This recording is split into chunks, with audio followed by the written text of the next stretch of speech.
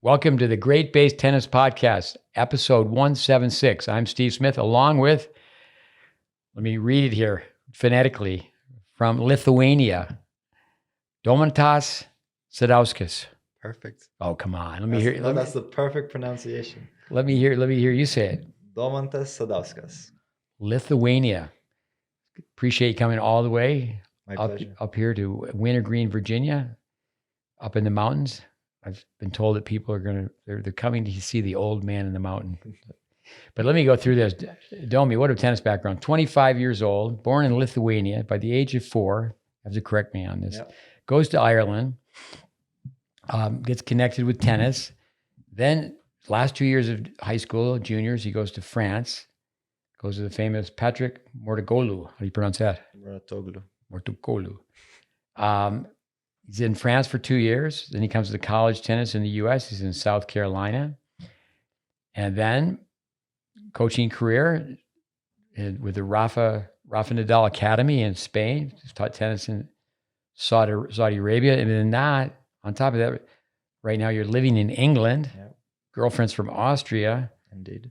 That's 1, 2, 3, 4, 5, 6, 8 countries, I think. 8 countries, yep. So, let's go through what brings you all the way from Lithuania. Let's talk about the project, and we'll go back to your beginnings in tennis. Sure. Why don't you tell us?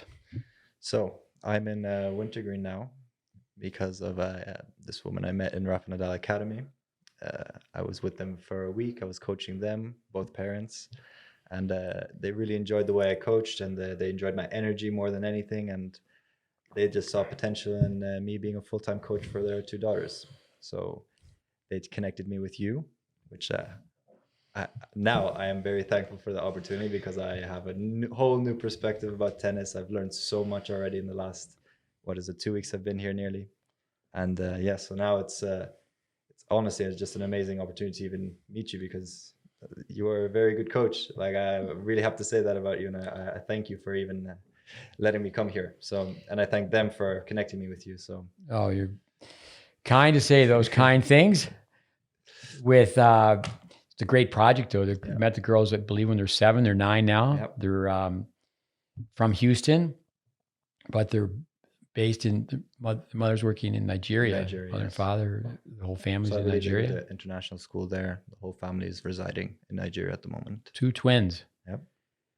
The word talent, Jan Tiriac, love Jan Tiriac, Romanian, says, drop that word from your vocabulary. Potential is another word. Potential means it's still in the bottle. Potential means you haven't done it yet. But yeah, just today we were going through their film from the very first time they met. Now you're going to be here for several more days, and you're going to go to Houston, and then they're going to come back here. And I like to use the term brain trust.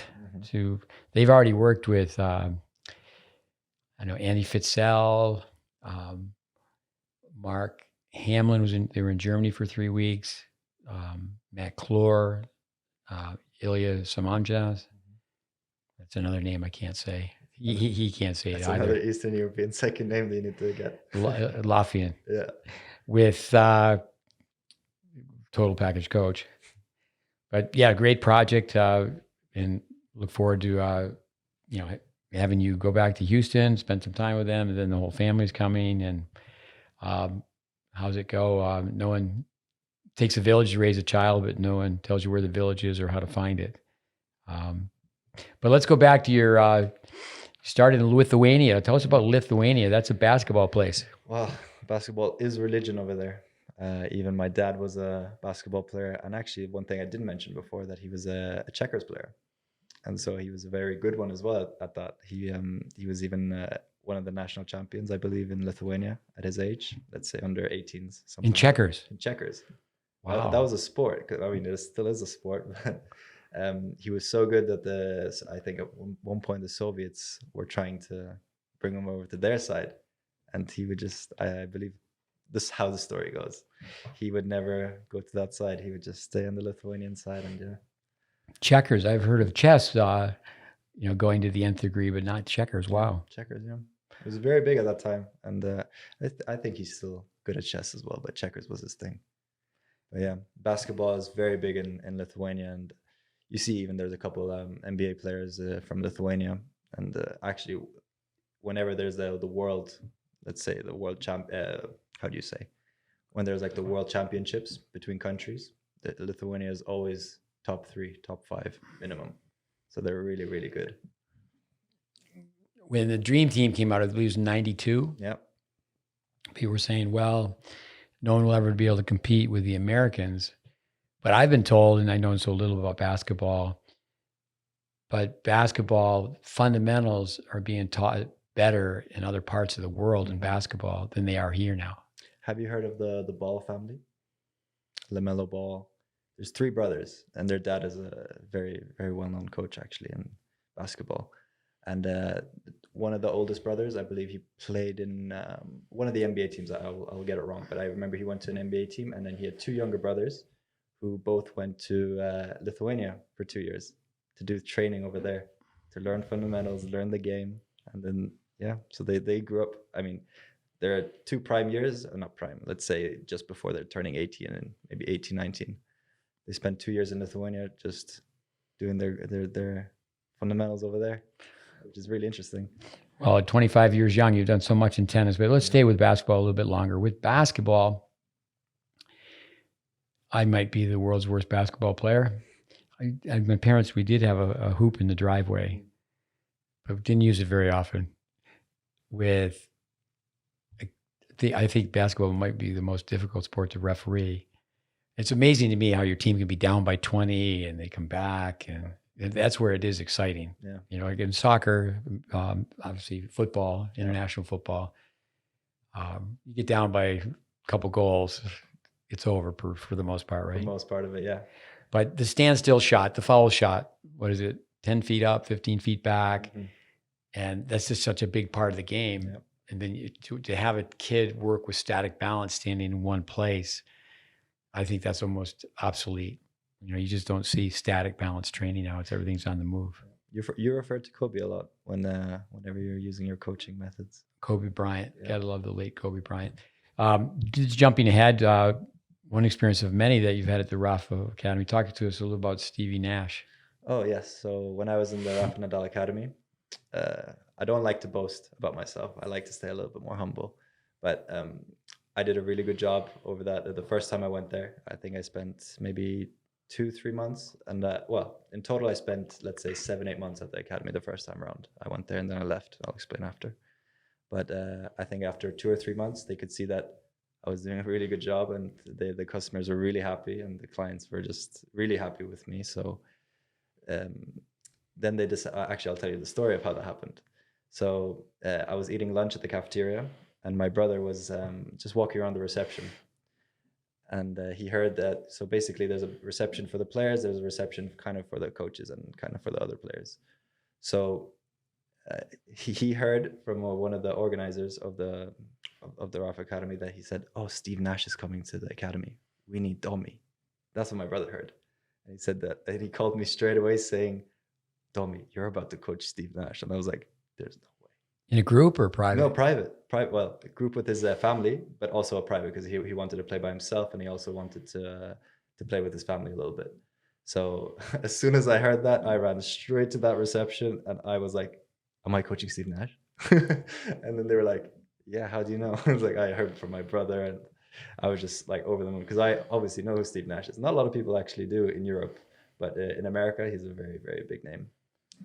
With Steve Nash, I mention his name all the time, yeah, because just read where he would play 30 minutes of basketball without the ball. You know, we want kids to, you know, visualize, close their eyes. I mean, shadow swing in front of a mirror, not with their eyes closed. Get out in the driveway. But Steve Nash is from Vancouver, which is not a hot spot for basketball. It's hard to imagine, but I believe it's just Stevie Nash and his brother. But anyway, maybe he's from a larger family, but that he's the second best athlete, or that his brother's a better athlete. Yeah. But when he was 13 years old when he started playing basketball. Yeah, quite late as well. I was actually living in Canada. My boys were playing ice hockey, and the big thing was that would Stevie Nash be able to play would he be good enough to play college basketball? But then to go all the way to the NBA, he went, I believe, Santa Clara. Just climbed and climbed and climbed. He was an all-star as well, right? He was, the MVP. MVP, yeah. Maybe twice, but definitely once. Yeah. Miron Mann, a Canadian, I just got off the phone with him. He told me that when Stevie Nash would ride the bus to the, they go to the stadium, park their car, get on the team bus, go to the airport. He'd close his eyes and be playing basketball on the way to the airport. So visualization when you think of Stevie Nash, but he's a good tennis player. That's what I was so surprised with. When you're an athlete, you're an athlete. You're multi-sport. But his technique is efficient and it's super efficient. I couldn't believe that he told me from that. I think that was in 2021 when I met him, and he'd been only playing 4 years total tennis. He's got some free time though. He's got a little bit of free time. He also coached the Brooklyn Nets for a while. I remember that. So I don't know when that was exactly, the time periods he did that. But yeah, even his kids now, his kids are playing a lot of tennis. He's influencing tennis more than anything on them. Our number one mentor, Vic Braden, basketball was his thing. He was a high school quarterback, but he loved basketball. He was a very good tennis player, 3-time high school state champion in Michigan. Little guy, 5'6". But he was doing all this research, and artist Gilmore, he's over 7 feet tall, so it was VIP. I'm giving him a lesson. I told him, "You're too short to hit down on the ball," and he said to me, "No one has ever told me I'm too short." But Vic did a thing with artist Gilmore, and artist Gilmore's dunking a basketball, and this guy Vic Braden, 5'6", he's dunking a basketball, and Braden with his humor. The camera fades away, and Vic's on a trampoline, jumping up and stuffing. But I think basketball, I'm telling kids really here in the U.S., everyone should really try to master 2 sports. Yeah. And that's a sport, you can go out and do a lot of things one-on-one, dribble a basketball backwards, forwards, upside down. Maybe not upside down, but with a basketball in your hands, solo drills, one-on-one drills. So in Lithuania, people basketball. You see basketball courts everywhere. Basketball is literally people's lives. It's crazy because I have a lot of family in Ireland, actually, from Lithuania. So like, let's say cousins, even a few more relatives that I have in Lithuania. They all moved to Lithuania, Ireland, from Lithuania. And there's such a big basketball following. They all get together on the weekend and they watch their team play back home. And there's not much basketball in Ireland, though. Not too much.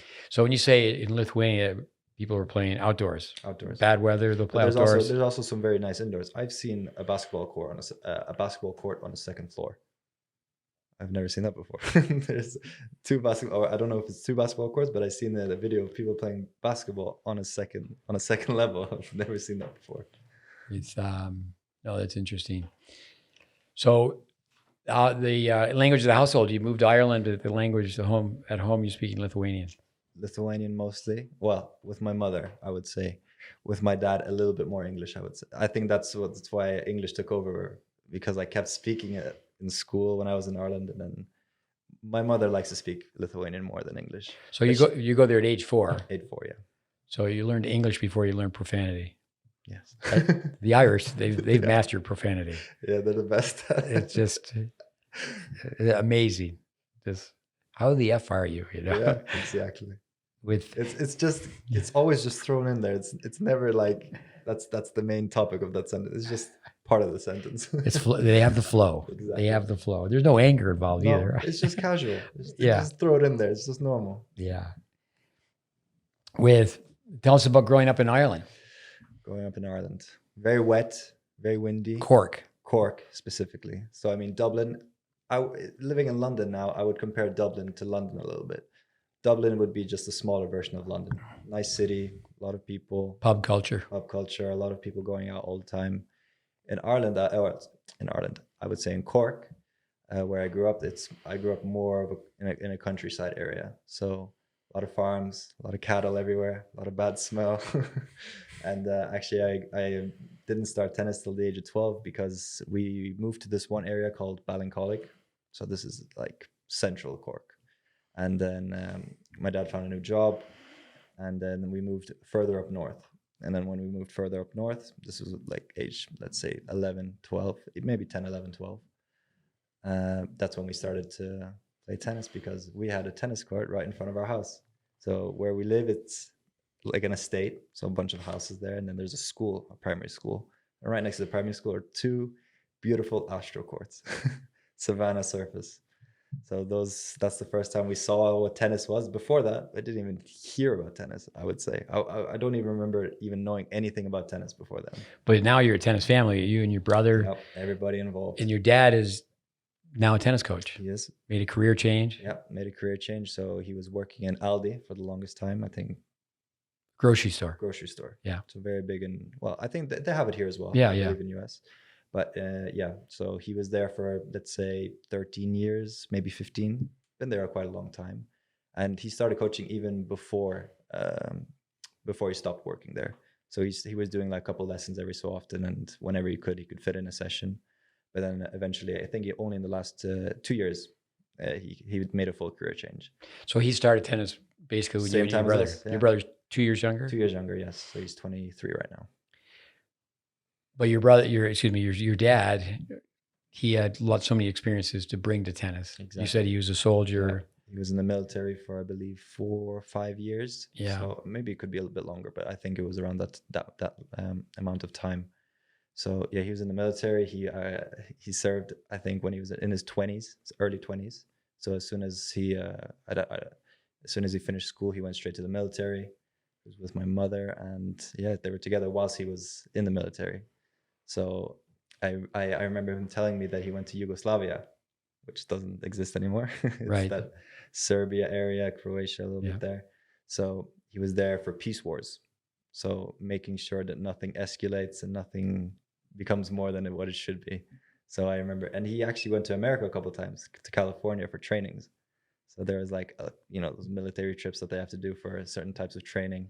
So, so many experiences. We talk about Dennis Van Meer not often enough, but that really helped him with group dynamics. Mm-hmm. He became, I would say, a leader. He became in one of the highest ranks in what he was doing. So he was a very, very, very disciplined guy. And being from Lithuania, he's a basketball player. And he was a basketball player, yeah. So he tried to play basketball. Injury didn't let him continue anymore in the sport, so he had to stop. But his discipline, what I would say now is, thinking back to my childhood about how I grew up, he installed a lot of hard discipline. I would say, like, when you talk about the Russian mentality and the Eastern European mindset, that really came through in my early childhood, and that's a good thing. It's a really good thing. Discipline is just fading away. He tried to instill it. Doesn't mean that I was listening to it too much. Right. So now I can see the huge benefits. I mean, I was doing my best. I would say, I am lying. I wasn't doing my best. When you're a kid, you think you're always doing your best and looking back on it, you can always give more. Well, the Irish education, the secondary, or the A levels, the O levels, however you want to mention it, the nuns, the Catholic education, cracking you with a ruler. Yeah. That brought discipline too, right? Yeah. I spent 4 years in a community school in Ballincollig. So whenever we moved away from that house to our new house in North Cork, we never moved away from schools. We still went to the same school the whole time. So I spent 4 years in the secondary school from first year to fourth year. And then whenever I finished fourth year is when I moved away to France with my brother. Yeah, you did well in the SATs. I mean, the Irish education, I mean, we were talking about it, where I've just so many kids I ask, they have all A's. Yeah. But you were on the percentile, right? I was in the 99th percentile for English, and I think 96th percentile for math.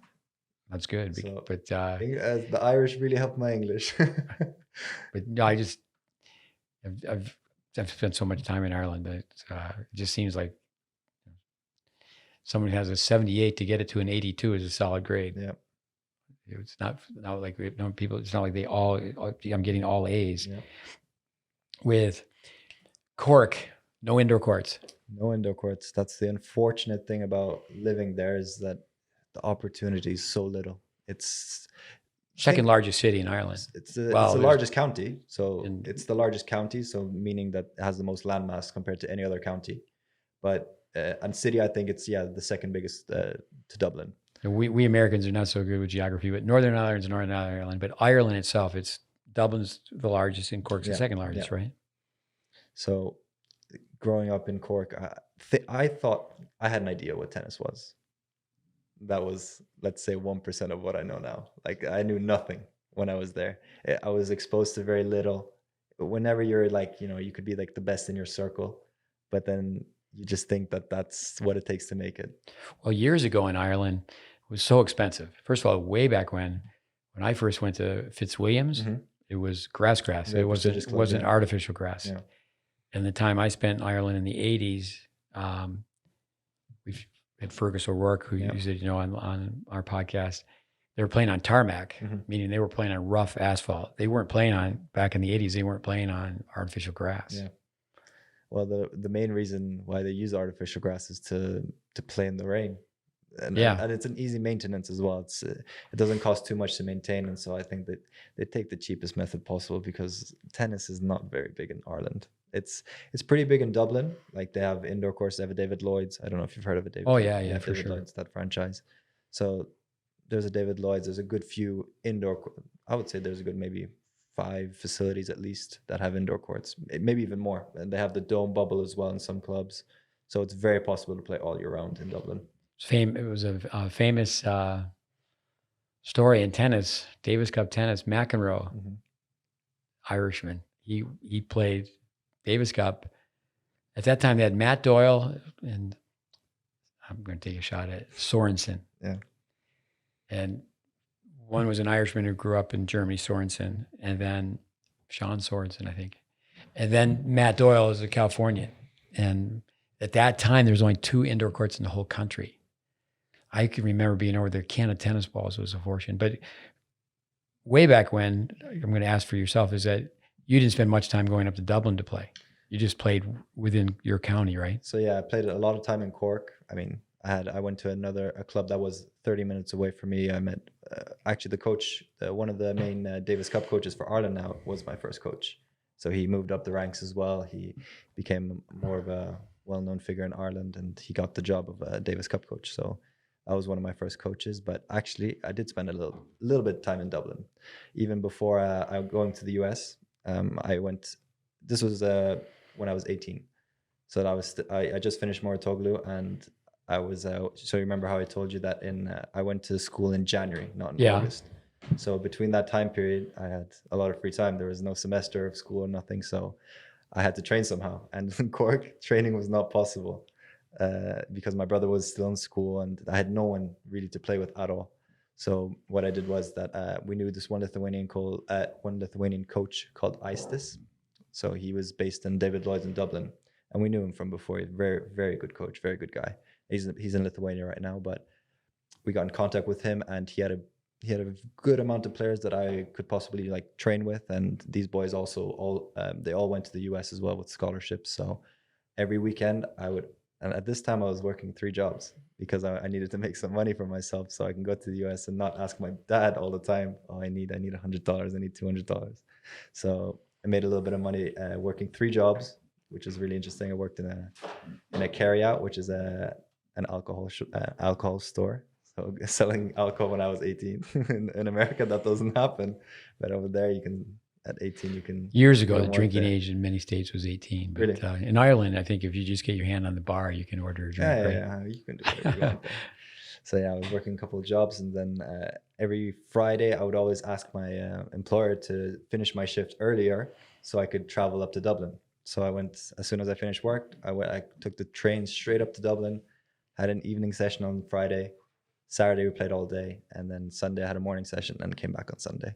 How's it going in Ireland? There's 4 provinces? Is that right? 4 provinces. But then there's counties. Yeah, and then there's separate counties. So that's like Cork, Limerick, Dublin. So you played on county teams like they do in England, right? Yeah, so there's like the interprovincials. So that's Munster. Munster would say, let's say it's Cork, Kerry, Limerick, Waterford. So that south west region would be Munster, and then where Galway is, that's Connacht.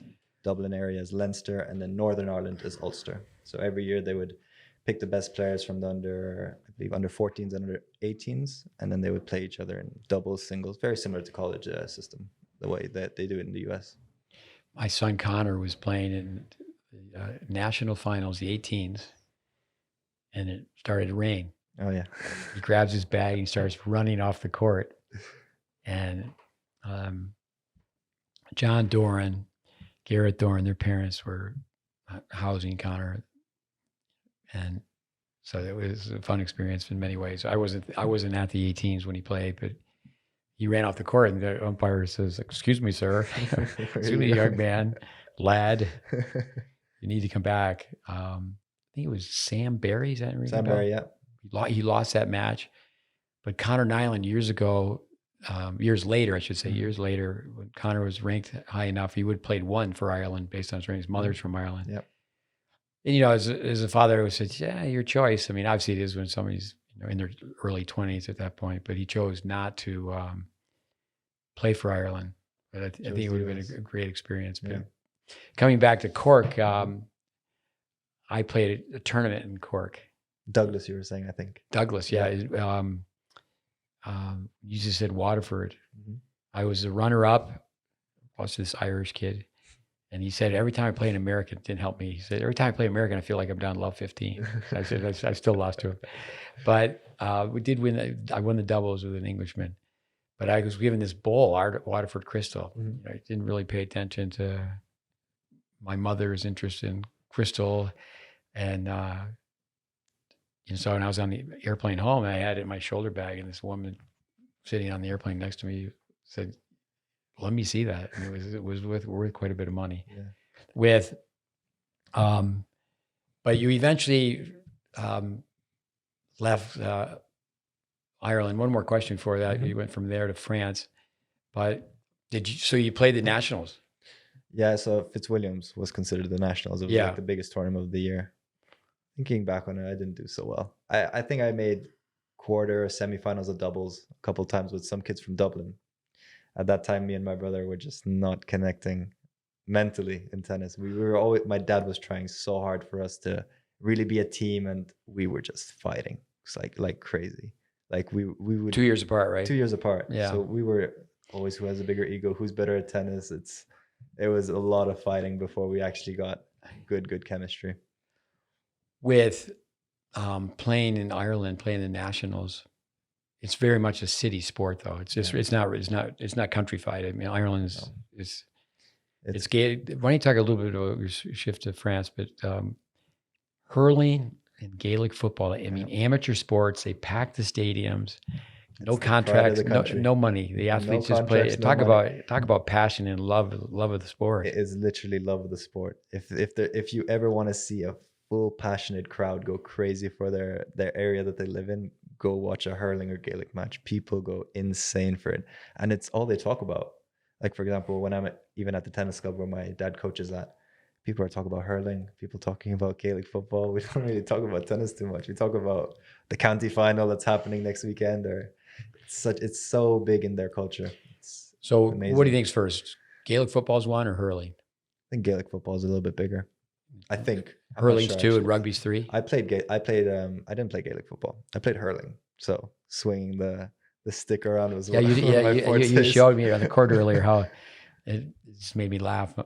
How a tennis player in Ireland picks a ball up. They take the hurling stick. I did that one time. My dad said, "No, choose a sport right now. Hurling or tennis. You choose one and I will go with it. If you want to play hurling, you leave tennis right now." And I did it on a tennis court. It's like every small town has the hurling pitch, right? And all the people come out and watch the village teams play. So there's like the big goal with very similar to American football, where they have the posts going higher, so you can get a point and a goal. So there's two types of way of scoring in that game. Well, I think that's a lesson from those two sports that we could take as tennis people is community. Yeah. Because the local people come out and watch the senior team, and all the juniors, all the kids coming up want to play in the senior team, and they all go to the pub afterwards and to discuss it even more. It's one town against the next town. And even as small as an area where I live in Dromahan. That's the name of the place I live in. And I don't think Dromahan have a team per se, but I think the town next to us, Glantan, have a team, and they would play against the next the next little town over, and they would have the biggest rivalries. It would be on the poster. You drive past my little village that I live in, and you would see Glantan versus whoever for the county, whatever. It's like so big for them, and they love the sports. It's insane. With it used to be that way in this country with baseball. Yeah. Every town, every village had a team, and on Sunday, and all the younger kids wanted to get to the point where they could play on the men's team, where they had spectators and it was festive and people would come out. With that's a lesson for all of us, and the passion. I remember my oldest brother was an assistant coach for the New York Rangers, and Phil Esposito, fantastic player.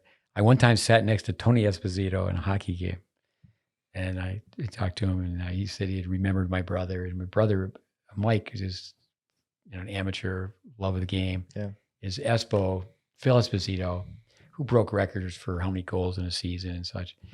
He wanted to be paid extra money for playing in exhibition games, and it's like, my brother was just. That was a topic of conversation where there was a little bit of a conflict there. But yeah, that's a lesson for us in tennis is love of the game. Just think about it. In years gone by, coaches that are volunteers. I would think that hurling and Gaelic football, most of the coaches are, if the players are amateurs, the coaches are amateurs. For sure. They don't get paid anymore. Yeah. If the players don't get any contracts, I don't think the managers could get either. So it must have been difficult for your family to make it from, or for you and your brother. Did you go at the same time to Patrick's Academy? Yes, exact same time. We moved together. So me and my brother, we moved to France when I was 15 and he was 13, or maybe he was 16 and he was 14. So around that age. And so you changed schools. Changed schools, yeah. So we went to an American high school after that, and I did. But Patrick was in Nice by then. He was. Yeah, he was. He wasn't in Nice yet. It was still called ISP Academy. So this was a smaller tennis academy in exactly the same area where Moratoglu is today, and this academy was brilliant.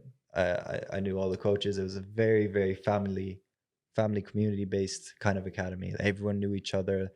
Everyone was very close to each other, and it felt like a family, and it felt like really genuine. That's actually why I fell in love with that place, because me and my brother went for a tennis camp for 1 week there just to try it out. They really loved me and my brother, and they said, maybe you should come here full time. And that just sparked the idea in my mind. I was like, Mom, Dad, please, I really want to live here. I want to. I want to be a tennis player. I want to be here. Clay courts, not beautiful. Not synthetic grass. Yeah. Better south of France, better weather. Beautiful weather, and me and my brother were just please.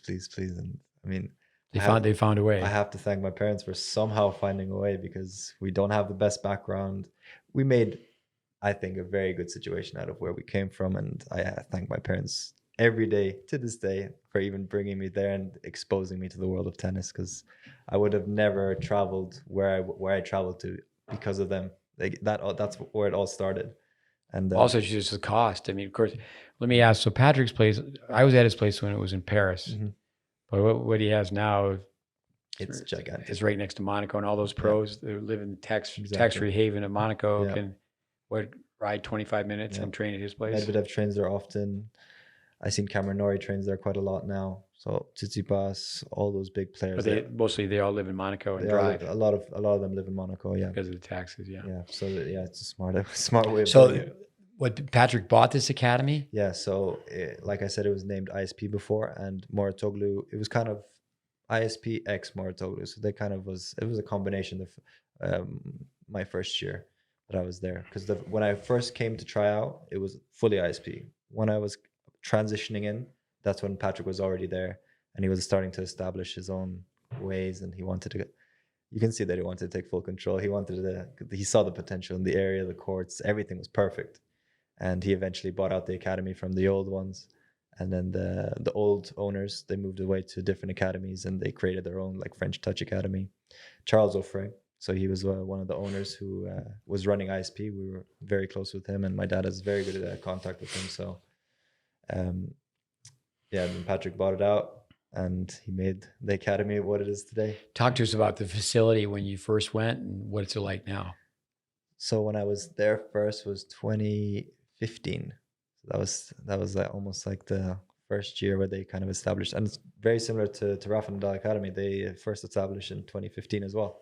So they were there, almost created at the same time. So this is almost like where the rivalry started, because I'll tell you a story about the Tony after. But um, so the facility was already super nice. They had everything. They created these semi-indoor courts which they can play in the terrible weather, which very doesn't happen very often, but sometimes the rain pours down in the south of France when it gets too sunny. When it gets too sunny, then the rain decides to ruin the weekend. Or that. When I was there, for some reason, it was always a Sunday. Always a Sunday would just rain.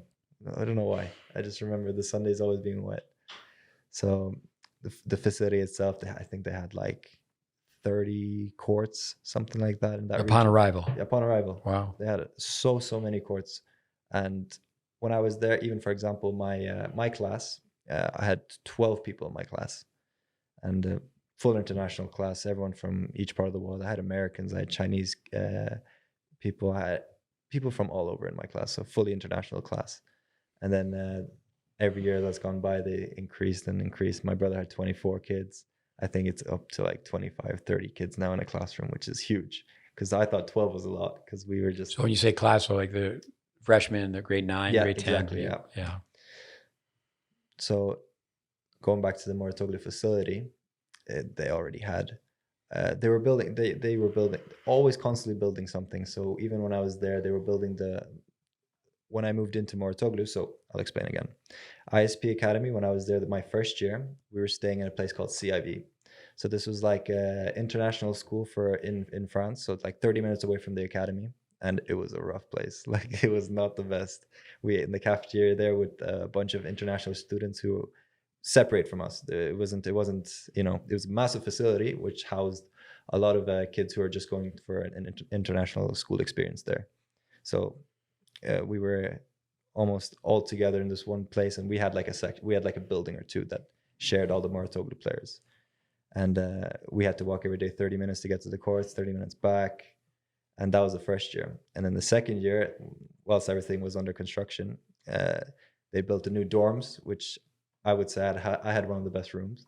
I think it was W108 or something like that, if I don't remember, because it was the west side of the building. And I remember one day, this is why I have the best room. I remember one day just opening the shutters, opening the doors, and I just see Dimitrov and Djokovic practicing right in front of me. I was like, this is amazing. Wow. It was an experience where I'm just like, wow, yeah, I have the best room. With back and forth to Ireland, or you were there year round? There for the semester, going back for the summer and for Christmas. So you stay there for majority of the year. You just come back for the holidays. With your ability to speak French at that time? Zero. When you first went over? I wouldn't say zero. I learned French a little bit in Ireland. So in Ireland, you have to choose a language, German or French, to continue on. But learning French in Ireland is not feasible. You don't learn anything. Like, you literally only learn whatever the teacher says to you, and you never repeat it. So you never actually learn it. It's not, here in this country, all these kids are coming back to report cards, you got 5 years of A's in French, but you can't order lunch. Exactly. It's not conversational. I think I studied French for 4 years in Ireland. I didn't know how to speak a word to anyone. But it certainly helped a little bit, right? You had a base. A little bit. Like, I knew of the words, but then when I was in France, that's when I really learned how to speak properly. Well, I wouldn't say super properly, but I can have a full conversation with people. This was different many years ago, but now when you first went to France, being from such an international group, the training was done in English, I'm guessing. Yes, everything was in English. Once you have the same situation as the Rafa Academy, where if you have a, let's say, full French group, 4 French kids, coaches are mostly speaking French. What I mean by that is they're majority French coaches. There's not a lot of international coaches. Now there is. This is at Patrick's. At Patrick's, yeah. So now they have a little bit more of an international coach base, I think. But when I was there, it was mainly French coaches. So if you would have 4 French players, the lesson is in French because everyone understands French. But if you have 3 French players and 1 English speaking player, everything But in learning English. French must have been easier because you already were bilingual through Lithuanian Yeah, and, Lithuanian and English. English. Yeah. And I wouldn't say it anymore, but I used to speak Irish. I used to speak Gaelic. So Gaelic. I remember even writing essays, everything. I was writing. I had to do full exams in Irish. I can't believe. Thinking The back, I have no idea how I did that. Irish schools, torture 101. Oh, they love, and I just kept complaining every time I remember when I was in the Irish school, I was like, Dad, why am I studying Irish? I will never need this in my life. I'm going to leave this country. I don't need Irish. I can remember being so dumb. I can understand that with Gaelic, but for myself, I was saying that about Spanish. Yeah. I just didn't know that there was a world beyond this little small town in upstate New York. With so many things with French, but how about the French system, the tennis system? I hear for our listeners, the UTR, Mm-hmm. Dave Howell, basically, he's a mastermind behind the UTR as far as the math is concerned. And then I think Dave Fish has to be given credit for launching it. And it's certainly a windy road, and where it is now, there's obviously positives. It's very big. I've been told they have the largest tennis email list in the world, but it's based off the French system. Yeah. And I know that I've said this before on our podcast. Here in the States, we have 5 times as many people as the French, but they have 5 times as many players. Why don't you talk to us about, and you said that's what was so great about being in the south of France is the competition, but tell us about the system of competition. Yeah, so the French system, like we were discussing this a lot, is one of the best in the world. This is why there's a lot of French players. The competition is so good over there. Even if you're not in the south of France region, anywhere in that French region, you get competition everywhere. So the way that the system works is you get a certain ranking. So I think whoever your coach is, so first you have to register that you're a player in France and you're looking to compete. That's why they have a big email list, because I think so many people want to start competing in France. Basically, the coach kind of ranks you and thinks which level they think you would be, and you basically get a set number. Starts from 30/5. It's just a set number, doesn't really mean anything. And then it goes to 34, 33, 32, 31, 15, 15.5, 15.4, 15.3, 15.2, 15.1, 5.6, 4.6, 3.6, 2.6, 1.6, So if you want to know if a player is really good, you start to look at 2.6, 1.6. So that's when you start getting into I would say, college level players. Everyone before it also depends your age. I've seen some kids who are 14 and they're already 3.6, so they have a very high level. And there's a big difference between, actually, a lot of those younger kids are playing the senior tournaments, so they can get that exposure to more tennis and the higher level tennis. And it goes beyond that as well. So once you reach 0, you go into minuses. So then I think it goes into, I think they skip a number or 2, but I don't remember exactly which one. So let's say -1.6, and then it goes to -4.6. Or I think they don't have a -1.6, -2.6, -4.6, -15. And after -15, this is what you consider, or even -15, you would consider someone professional. And then it goes into numero in France. So for example, my brother's girlfriend, who's a WTA player, she's a numero, I don't remember exactly the number, but top 20. So she's one of the really good players in ranked in France, and she beats those high level players as well. So she's an amazing player, and yeah, so that's the French system. And the great thing about the French system is that it really shows your level. You can't really fake your level when you play the French tournaments, because the way that the system works is, it used to be changed every 6 months. So if you can imagine, you play a couple tournaments, you beat someone higher than you. If you beat someone higher than you, it's called a perf. PERF, just perf. Did you perf today? That's how someone would ask you a question if you'd won a really good match. So beating someone above your ranking. So for example, if you're 4.6 and you beat a 3.6, that would count towards your almost points to get to the next stage. So then from 4.6, you would want to go to 3.6, and then you want to be players above that ranking as well. So now the system is that they change monthly. So you'd play, like, for example, let's say 1 week is a tournament. You play 4 tournaments in that month. You do really, really well in that 1 month, and you get so many perfs, and you have enough points to reach from 4.6 to 2.6.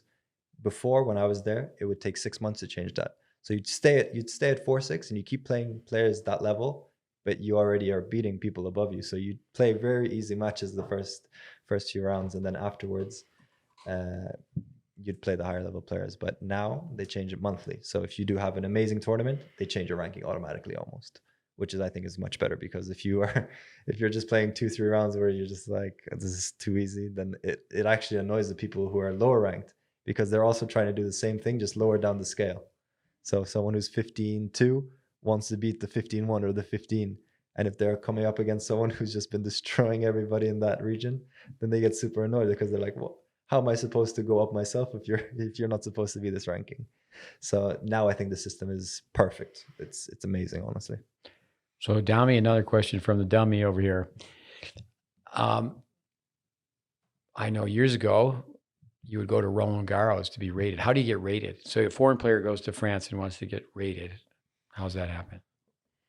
Get rated by the French Federation? Yeah, by the Federation, into the French system, because you're there to play French tournaments. Well, the way you get rated is, I think it's like I think I said at the very start of the explanation for the rankings, the coach, whoever your coach is, I think they get, because the way that happened for me is that I had a coach in Moratoglu and he gave me a ranking. Okay. So I'm not sure exactly if you might not have a coach. I'm not sure how the process works like that. They might look at you play for a little bit and then decide, because they don't just want to give you a random number, because that will ruin the whole system. So I think there is some sort of process which I just need to delve deeper into. But the way that happened for me is my coach saw me play and he said, this is your ranking. Let's see what happens. Well, that's why they call me the dummy. I got to hear it more than once. So, yeah. But years ago, you'd go to Roland Garros in Paris and somebody would just watch you play. Yeah. Does it still work this way, that a small village could have a 6-week tournament, and the lower level, maybe even a recreational level player, plays that tournament, and if they get out to, say, the quarterfinals, then they qualify for the next week, and the tournament goes it's a 6-week tournament? I think they have maximum, well, from what I saw, that they have, let's say, 2 weeks in a row maximum. I don't think they would have those 6-week tournaments like they do in Egypt, because I know in Egypt the tournaments go on for months. And but that's a different term. Yeah, each week. It's a futures, yeah. Right. But because the French system, the tournament lasts for I would say 2 weeks almost, maybe even more, just depending on how big the draw is and how many people enter it. Because if you're one of those higher ranked players, let's say you're the -2-6, you start in the semifinals sometimes, because there's not too many 2-6s entering the tournament, and this is where you start in the semifinals. So you're waiting for, let's say, the 0 or the 1-6 who's playing their, let's say, third match, 1, 2, 3, third match, fourth match, and you're playing your first match in the semifinal. The situation happens like that sometimes, and if you're a 5-6 and you're 4-6, you have to play nearly 7-8 matches to meet someone who's maybe playing their first match.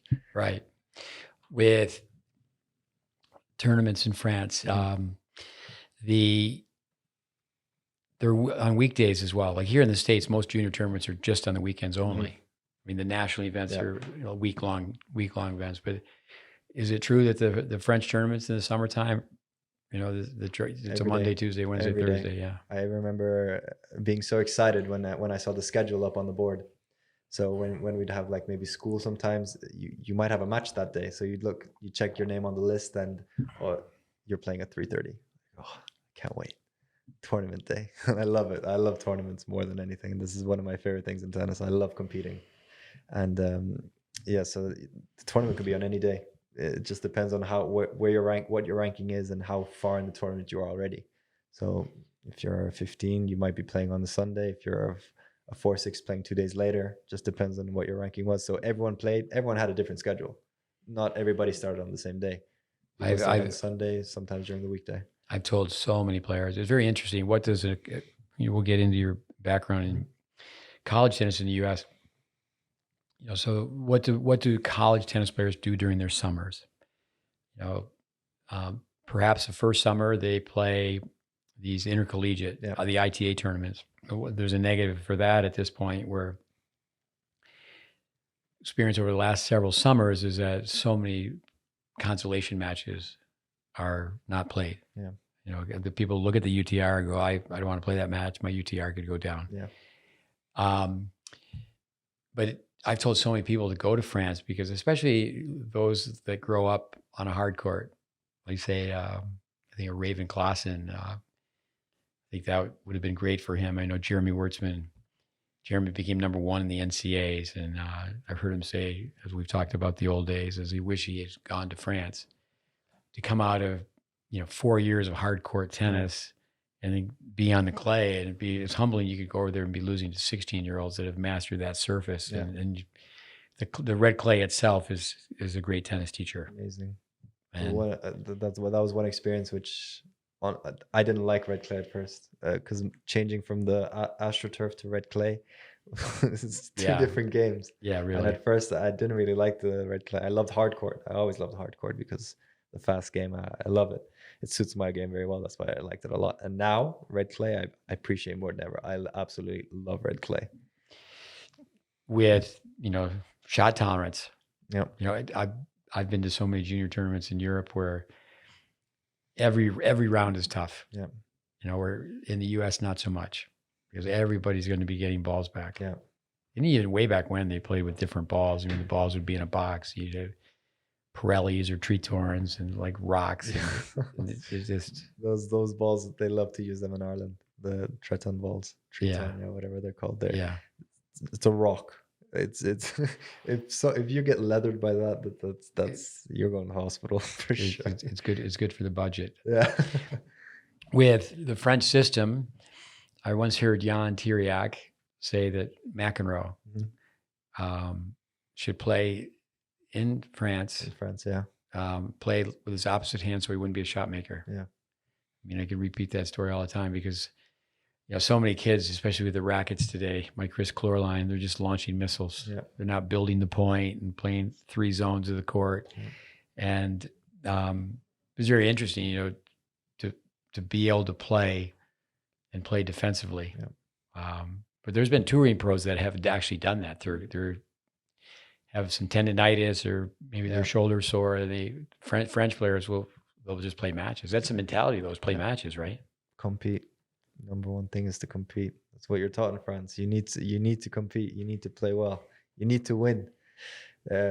One funny story that I had, well, not funny, but one story that I had when I was playing one summer in France. I played 3 matches in one day on 2 different surfaces. In the morning, I played on hard court. I won my match. It was a really good match. I perfed. And then in the afternoon, I think like lunchtime, I had a match on clay. Lost that one. I remember I lost that match. And then I went back to hard court in the afternoon to play the same tournament. And I won that match. So it's just that you play so many matches, especially during the summer. There's something called the summer tour in Mortoglu, which I think is really, really good. So basically what it is, you can choose to do 3 weeks or 6 weeks. Each tournament, there's 2 tournaments per week. So if you do the 3 weeks, you play 6 tournaments. If you do the 6 weeks, you play 12 tournaments. And that just gets you, by the end of the 3 or 6 weeks, 3 weeks is okay. If you do 6 weeks, which I did, it kills you. By that 6 weeks, you have played so many matches. You're in the heat in the south of France, and you get very close to like, okay, I need a break. So it was one of the best experiences. I recommend it for some kids to even do that, because you don't have to be a student or anything to do that. You can just, I think that they're offering that to anyone who wants to go and play tournaments in the south of France, because you train with the kids that are also attending the same. You stay in the dorms in Mortoglu.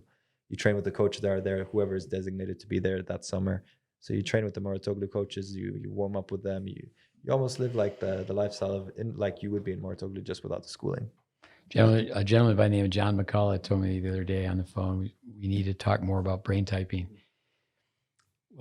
Joel Trucker was recently on talking about brain typing, in the article that he put together for or with Vic Braden, and John's going to help us put that out on Facebook. But I'm a J, so I can remember that I had to cross the road and go, because for me, I had to practice like 4 or 5 hours a day. Yeah. If I'm going to play, I'm going to train. I'm not just going to say, oh yeah, let's play. Oh, you could do that with young juniors and what have you. But I would say that you're a P.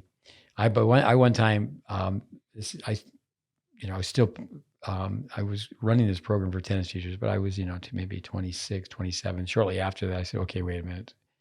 I'm just going to cross the bridge. And I mean, I basically never played any competitive tennis after that. Knocked the ball around a little bit with students, but I was in Bournemouth, and it's a place in south of England, and I was playing this South African kid on grass, and he had a lefty serve. It rains, and we go inside.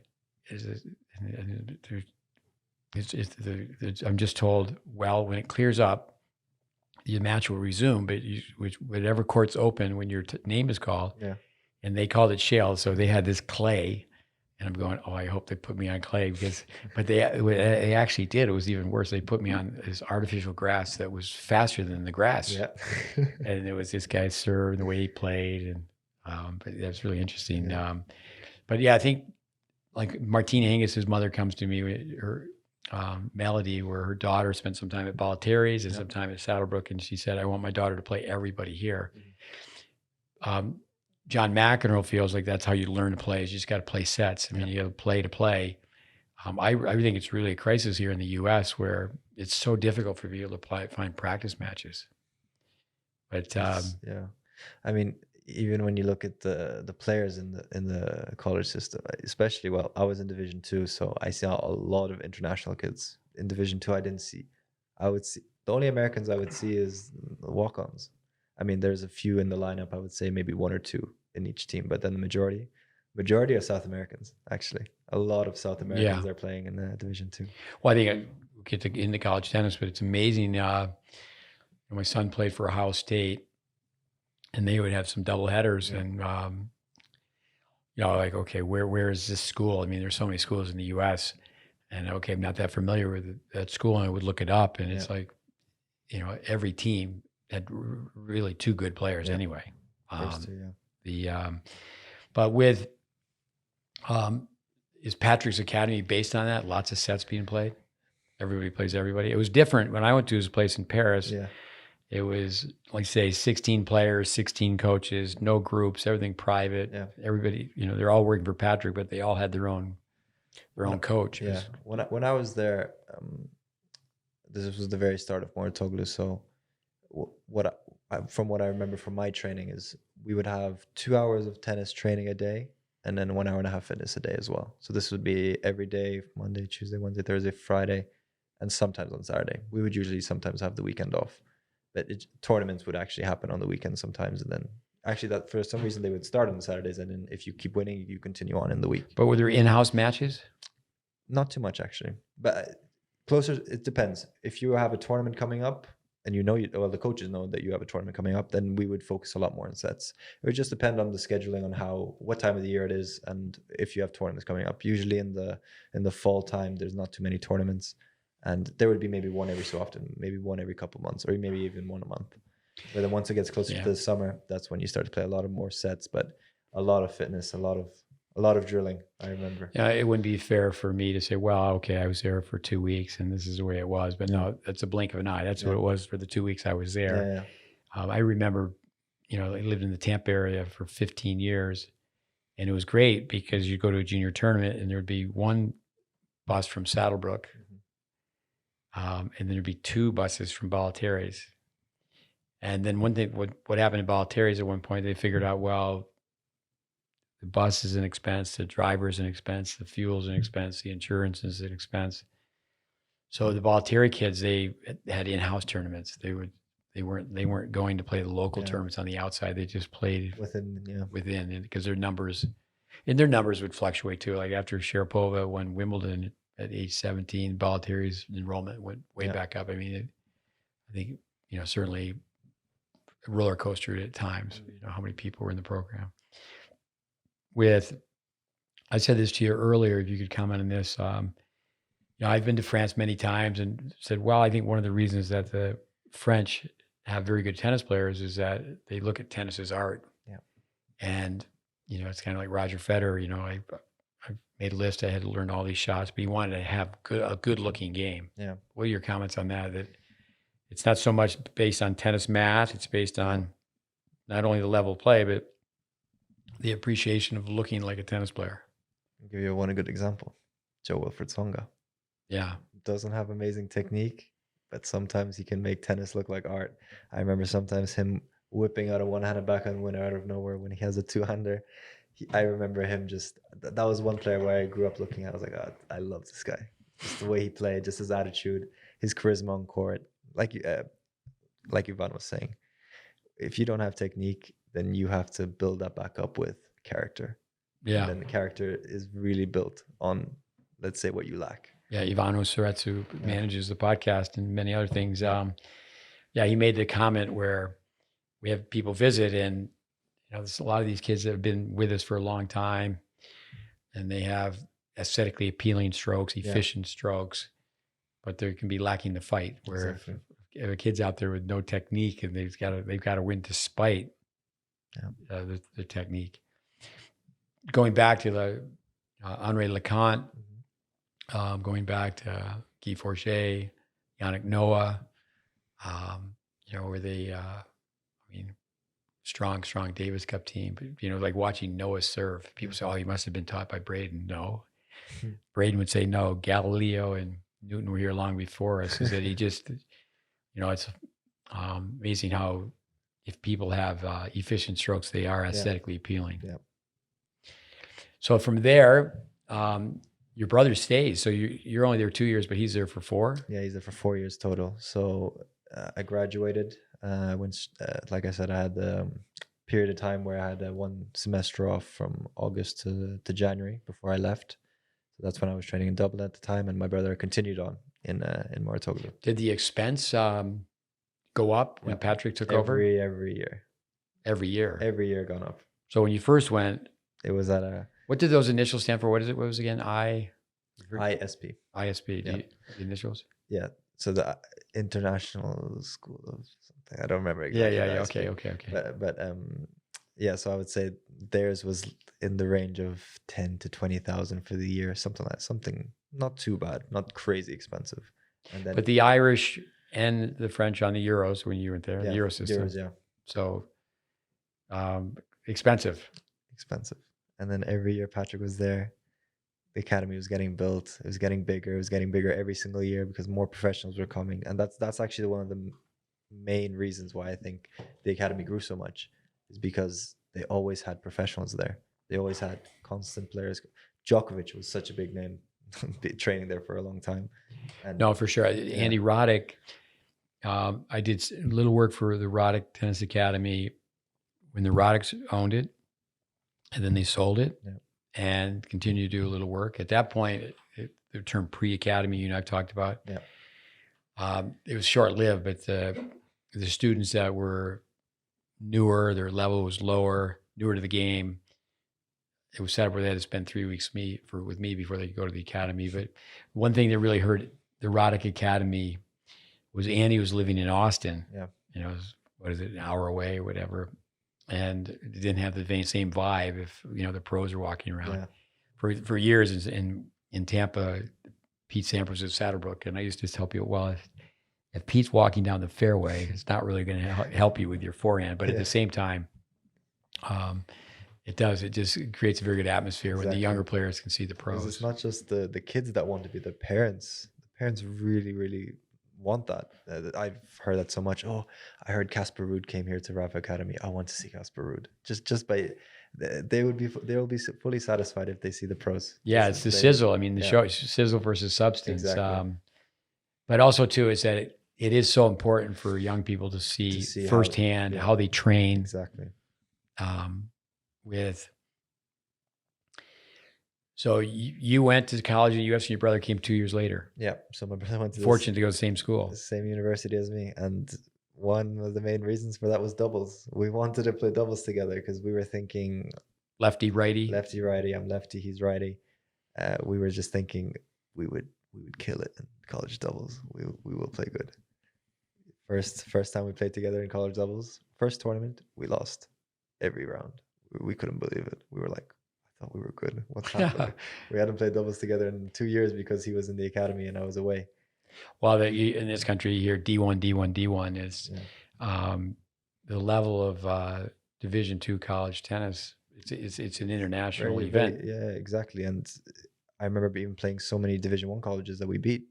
and we thought they were big schools, but then we beat them, and we're like, I mean, the more I knew about the way that the college system works here, and then majority of the time, correct me if I'm wrong, if it's Division 1, they just have a lot more money than Division 2 universities, just based on, let's say, American football or basketball. That might be really big for that, and then tennis might be lower budget.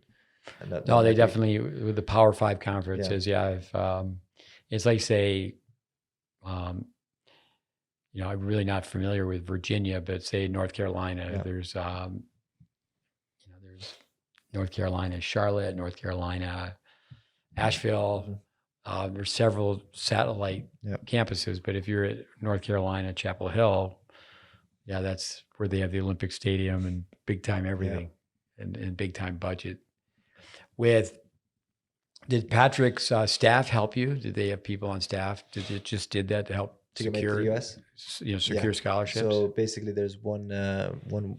It's a team of people, but the main person working with me was a woman called Fanny Farkasi, and she was the head, almost the head of sports recruitment to go to the US. So she was in charge of making the videos, contacting the coaches, and so basically, I remember doing my video with her. I still have my videos on my the college video to apply to universities on my YouTube. I have I'll show you after, so you can critique how I played back then as well. So I was 18 at the time, and so I did she set up. Basically, they do a really good job of it, because they almost give you they do a lot of the work for you, which is, I think, a good thing, because I had no clue what to do. Like, the process is very complicated. Now I'm involved in it. Now I know a little bit more. But the first time seeing around, you need to be approved by the NCAA. You need to have this done. You need to have sickles. You need so many little things to do that I would just have no idea what unless the coach fully goes through it with you, you would just be guessing. You told me, being from Lithuania, you had to take the TOEFL test on English fluency. I had to take the TOEFL because apparently I didn't speak English. So I didn't even, I didn't study for it. I just walked in, I just did it. I was like, okay, that's the result I needed. Thank you. That's it. Tell us a little bit about your experience in college tennis. Stayed all 4 years, but the pandemic interfered with that, right? Yeah, the pandemic got me a year off, so we had to stop 1 year, and then I didn't, and then I came back, and then it was just So it's 1 year. I still have 1 year more of eligibility to play if I wanted to. If I wanted to do, say, a master's, and I would play 1 more year, I could do that, but that's probably not going to happen. I really love coaching now, so, and also with my knee, it's going to be very hard to come back to full fitness. But yeah, college tennis in South Carolina was interesting. It was very, very interesting, because I had never seen an atmosphere like that before in tennis. So I've always seen, small crowd, and they cheer whenever the point is finished. In college tennis, the cheering never stops. Sometimes when you can, because you have your friends in volleyball, your friends in American football, you have all those friends from many different sports. They all come together to watch you. Sometimes it's like a football match. Like, people are just constantly cheering and really trying to intimidate each other. Like, there's a lot of mental games that happen off the court as well. I tell a lot of people that college tennis is not really real tennis. It's a little bit harder, I would say. Not harder in the sense that it's a harder level, but just to focus a little bit, it's a little bit harder, I would say, because you have to battle a little bit more factors than you would on a, say, professional court. So it's just almost like a new game completely when you play college tennis, and I really enjoyed it. I've been to in other countries as well as here in the U.S., but I've been to Davis Cup matches, and I can remember being at a University of Georgia, Ohio State match in Georgia, and Manny Diaz, who's been a guest on the podcast, he called me up to apologize. He said, "Hey, Steve, I just want to tell you, the crowd was so loud and boisterous that I think many of the people in the chair were intimidated to make a call that went against a Georgia player. And they have this one court where it seemed like a whole fraternity of guys came, and they think they had a few beers on board. That also. And they're just, my son was playing a match, and it was just a circus. But I think even John Isner, who played there, even though the crowd was for him, I think that really helped him. Yeah. It's definitely a different animal. It is. I don't think junior tennis players say it all the time. They're not really prepared. junior tennis doesn't really prepare them for For college college, tennis. exactly. And what you go on about a lot is doubles. No one plays doubles anymore. And they It's- certainly don't play well. and they don't play it well. That's the thing. It's very rare to see a junior knowing how to play doubles properly. No, that'd be a mission of ours to try Exactly. to save serve and volley doubles. Yeah. You know, people want to win, and you go to D1 men's match now, and it's a safe bet that 2 of the 3 teams I'm gonna stay back. are playing. You know, get myself in trouble with the ladies. They're playing 3.5 ladies tactics. Yeah, You know, it's um, unfortunate because now everything is based off the baseline. It's tennis nowadays. It's modern tennis. It's everything. You need to be good on the baseline. That's the main and you know idea. what happens is you know, the kid ripping a forehand with an Yeah. extreme grip to a kid who's never volleyed before, and he's got grip problems, and it's just like, we'll go with our strength, but then really, you know, development doesn't take place. I mean, they don't learn to play doubles. They don't have the option. They're really trying to pursue that afterwards. Teammates were from everywhere. Teammates were from Chile, Argentina, France, a few French people from Orotoglu as well. So there's a couple of guys that came to the same university as me. Limestone. From Limestone, yeah, Limestone University is where I went to. Then we had some Ecuadorians. We had a few people from all over. So we had a good mix of the group, and then a couple of Americans as well. So we had I love my team.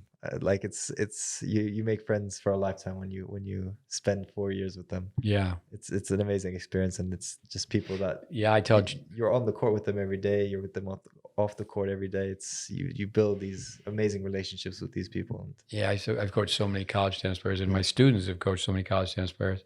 I think straight across the board, and I've been at this a long time, so people that are saying this have experienced many things in life, and they say the best time of their life was playing college tennis. yeah, no, it's one of those almost once in a lifetime opportunities because you can only do that once. Really, you have 4 years of eligibility. Of course, it's different when you do your masters and everything, but 4 years you have of just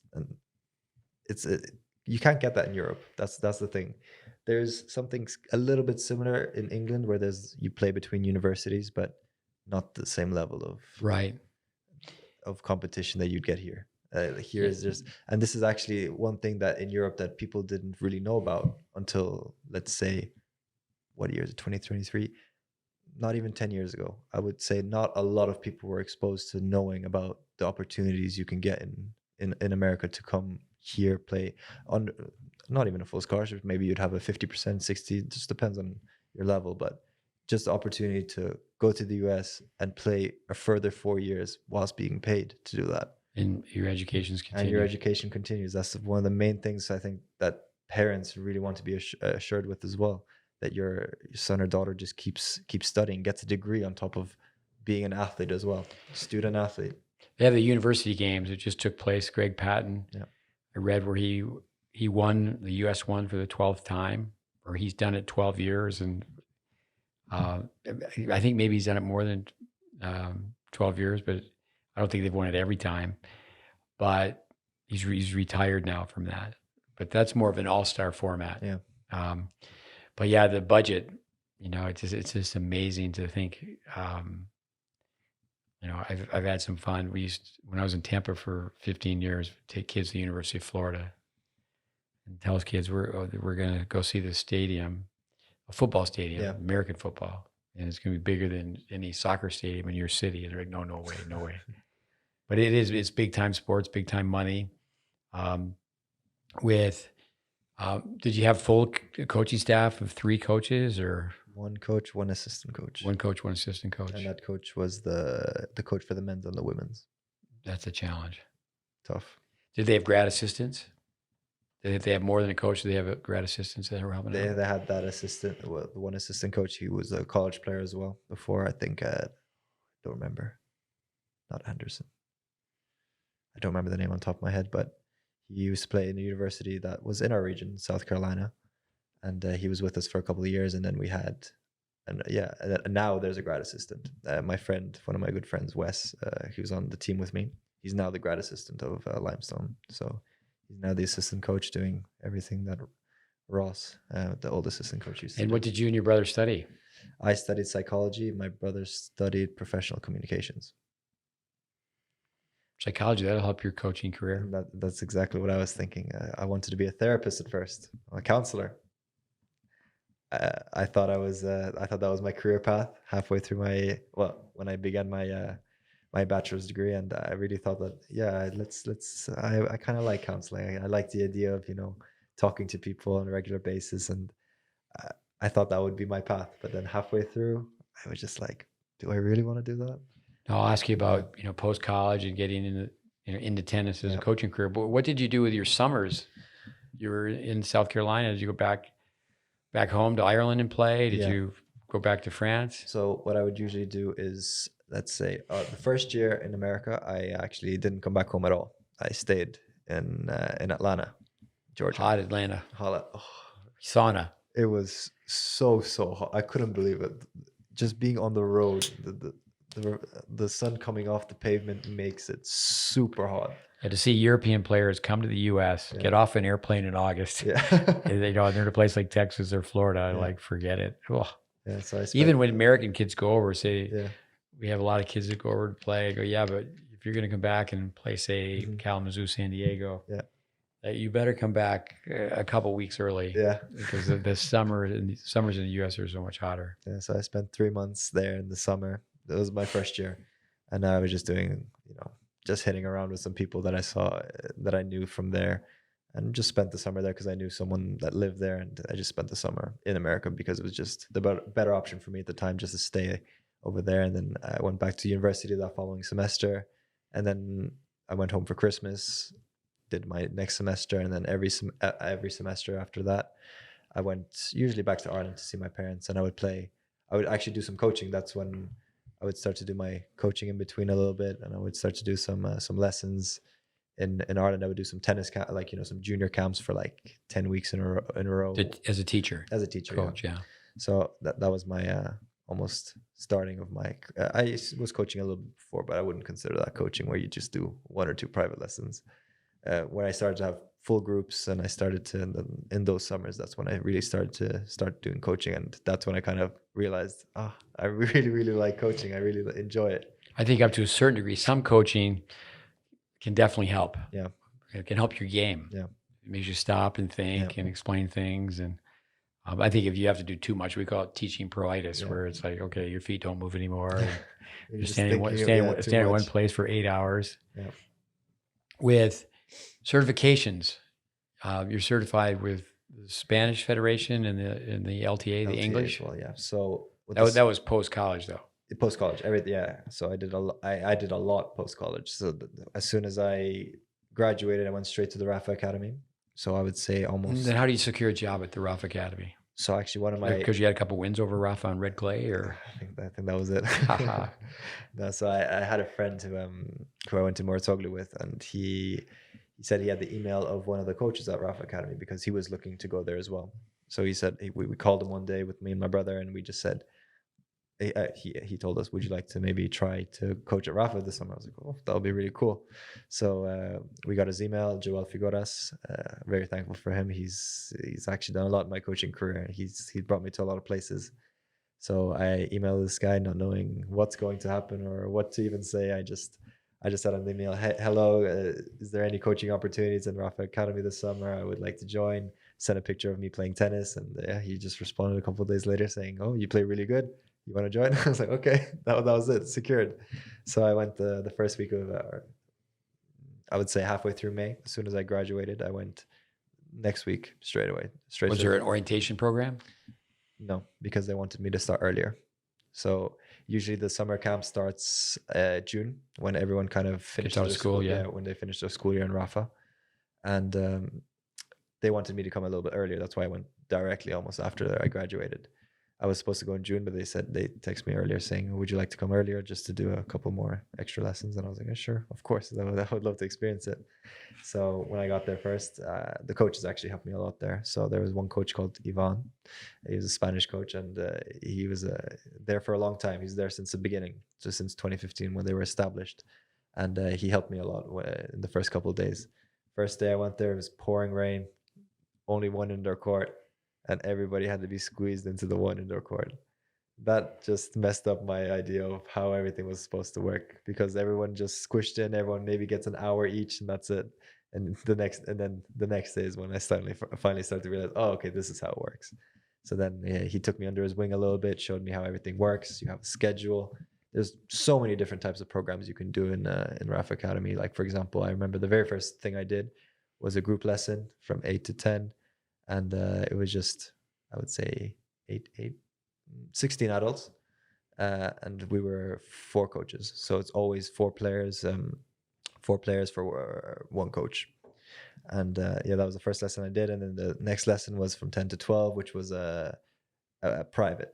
So it'd be like a 2-hour private every day with the same person. So there's like a package you can buy, and you can do privates every day with the same coach for 2 hours every day. So that's just 2 examples of 2 different types of groups. And then in the afternoon, there was another group called Learn to Compete.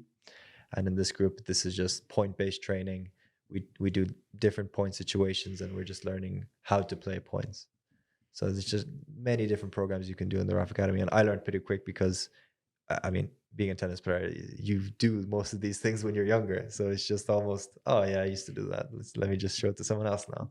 So that's actually how I first started with Ivan and a couple more coaches. And one of my really good friends, Jorge, he came at the same time as me. Very similar situation. He just finished university, and we almost came at the exact same time in Spain. And we were together for that whole summer. He stayed there full time, and that's when I moved on to Saudi Arabia. With Lithuanian, Gaelic, we'll put that aside, but English and French. Have you learned Spanish with your time? Because most of the training, as you said earlier, is that if you have a group of 4 Spanish kids, you'll get a Spanish-speaking coach, or it's just all English basically. Everything's mostly in English, but the thing is, like very similar to the French system or the Moritoglu, a lot of the coaches are Spanish. Not a lot of it. During the summer is different when they have a little bit more. They need more coaches for the summer just because of the masses that come in. There's more international coaches, but the regular annual coaches, a lot of them are Spanish, or Spanish speaking at least.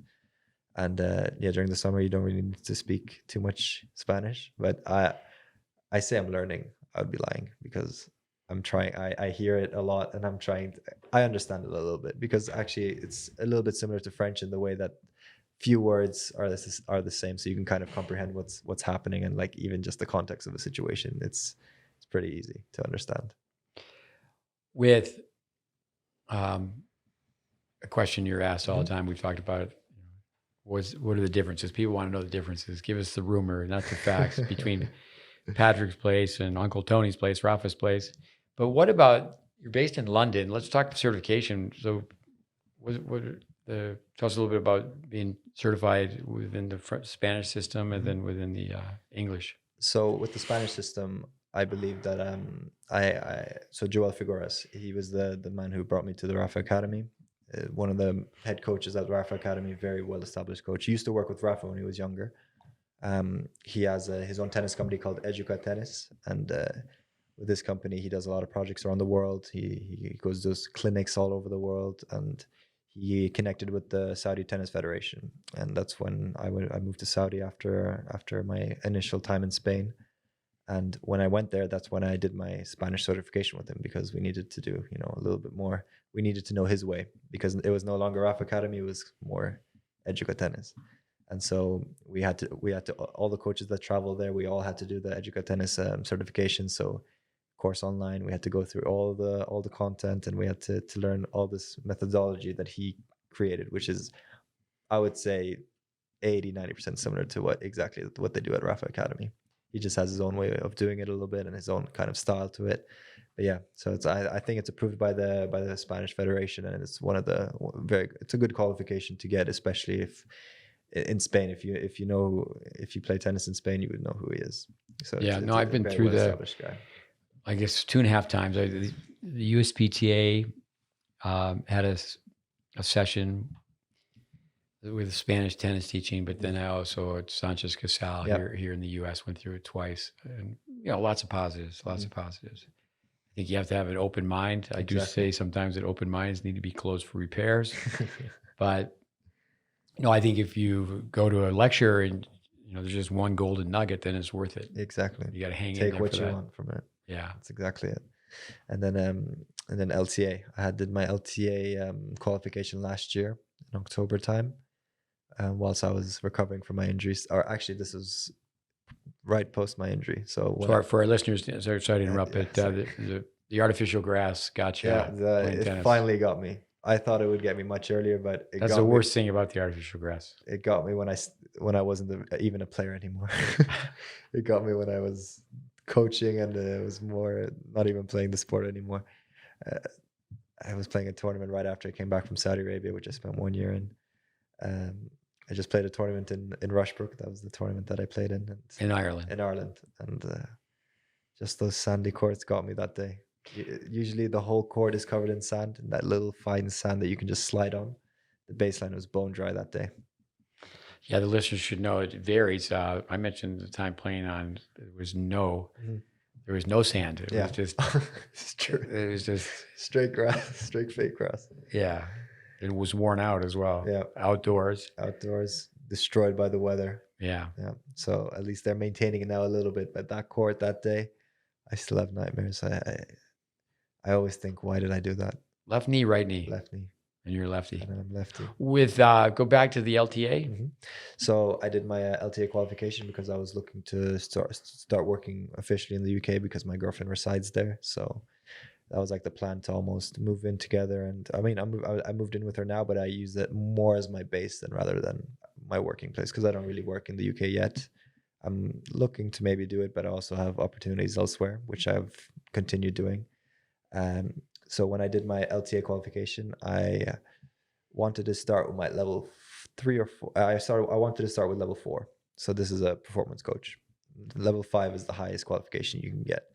And I told my history of tennis, what qualifications I had already, and what I've already done with the sport, and that they wanted me to start level 1. I was like, what? Level 1 is a super as a I think the definition for it was like an advisor, not an advisor. It's like a volunteer. That's it. It's a volunteer for tennis. So that's someone who just sees tennis every so often and just like, okay. Helper. And a helper. And then the next is assistant. And then the next level is a coach, just a regular coach. And so I bargained my way to a level 3 at least. So I said, no, I'm not doing level 1. There's no chance you're making me do that. I said, I've been here. I've already worked with a professional player. There's no way I'm a volunteer. There's just no way. And then eventually I convinced them to make me at least. So what's level 2? Level 3? Level 2 is an assistant coach. And then level 3 is a coach. Level 4 performance coach. And then level 5 is just the highest qualification you can get. So I'm looking to maybe do my level 4 when I come back, maybe after January, just to further my qualification and further my education, because I am a young coach and I am very, very open to just learning new methodologies and just new philosophies in tennis. And I'm very, very open-minded. So I remember Tennis Canada, Louis Caillet, who's now with the LTA and known as a double specialist, is a double specialist. He had what's called the action method. And Robert Janacek, I believe he was an assistant with Ken Flack when Vanderbilt got to the finals of the NCAAs. Don't think he's in tennis now, but he's a very good tennis player. He's, I think, number 2 in the NCAAs, played at UCLA, and with Richard Hernandez and myself, I said, okay, I'd like to learn how to teach tennis. I said, are you sure? Are you sure? And like yourself, we filmed the players. Yep. And I know because of your injury, we didn't go through young coach like yourself. We have you play and do the same things the juniors do. And I can remember Robert was becoming certified with Tennis Canada at that time. And like everything's always moving parts, subject to change. And then he didn't have to go to, because it was level play, he didn't have to go to say 1 or 2. Yeah.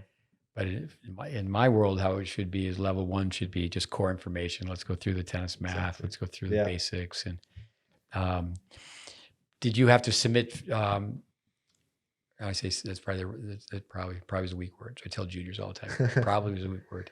Submit's the wrong verb. Did you have to film players and then show progression, show their improvement? So there was. Are you still doing that, or are you done with the LTA? I'm done with the LTA now. So it took maybe 3 or 4 months to complete. usually the course is around that long, but I took it a little bit longer because I had no rush. I could take my time because of my injury. I was waiting to do my surgery, so I had plenty of time to do it, and I was still unsure about what was happening exactly with my knee. And Robin, again, a worldly guy, so he figures out he's going to go back to Lithuania to have the surgery done. A little back cheaper, home, a little cheaper. Yeah, a little cheaper than the UK. So yeah, maybe 80% cheaper. But go ahead on the 3 or 4 months with the training. So you had to. So it was actually match charting. So you had to do match charting for 2 players, I believe. So there was a whole what's the platform called? Blackboard. So I don't know if you've heard of Blackboard before. No. It's used on my university, used it as well as like a learning platform. So they would put content there. They would put everything you'd have to submit online, and it would just be basically an education kind of platform online. So they used Blackboard for that, and basically I had to do match charting. I had to record progression over 8 weeks with 2 separate players. Everything we did, everything that what I did exactly, how I made it better, how I progressed the kids, so many little details. I don't remember exactly what I had to do, but it was a lot of just progression, just seeing how you develop a kid over 8-week period, so 2 months, and then you had to, at the end of it, you had to coach adults. So there was 2 separate kind of things to chart kids, to see their progression, how you teach them, and then there was like questions like, what is your philosophy in tennis? Very, very like, basic tennis questions that they just ask, that they want to know, and to see if you know what you're talking about a little bit. So there was a lot of content to do, and it took me actually like quite a while to get through it all, because it's a vigorous course. I think I told you that I was 1 out of 29 coaches to actually complete this course. 1 out of 20, really? Yeah, 1 out of 29 that came outside of the UK to do the LTA qualification. I was 1 out of 29 that completed it.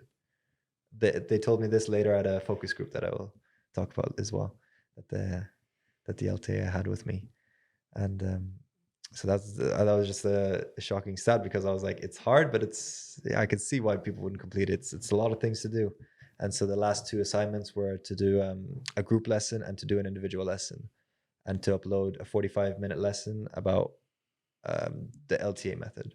And the LTA method is a lot about not live ball, I would say, but it's a lot about, it's very specific. I don't even know how to explain. I didn't like it. That's the thing. I didn't like the LTA method, honestly.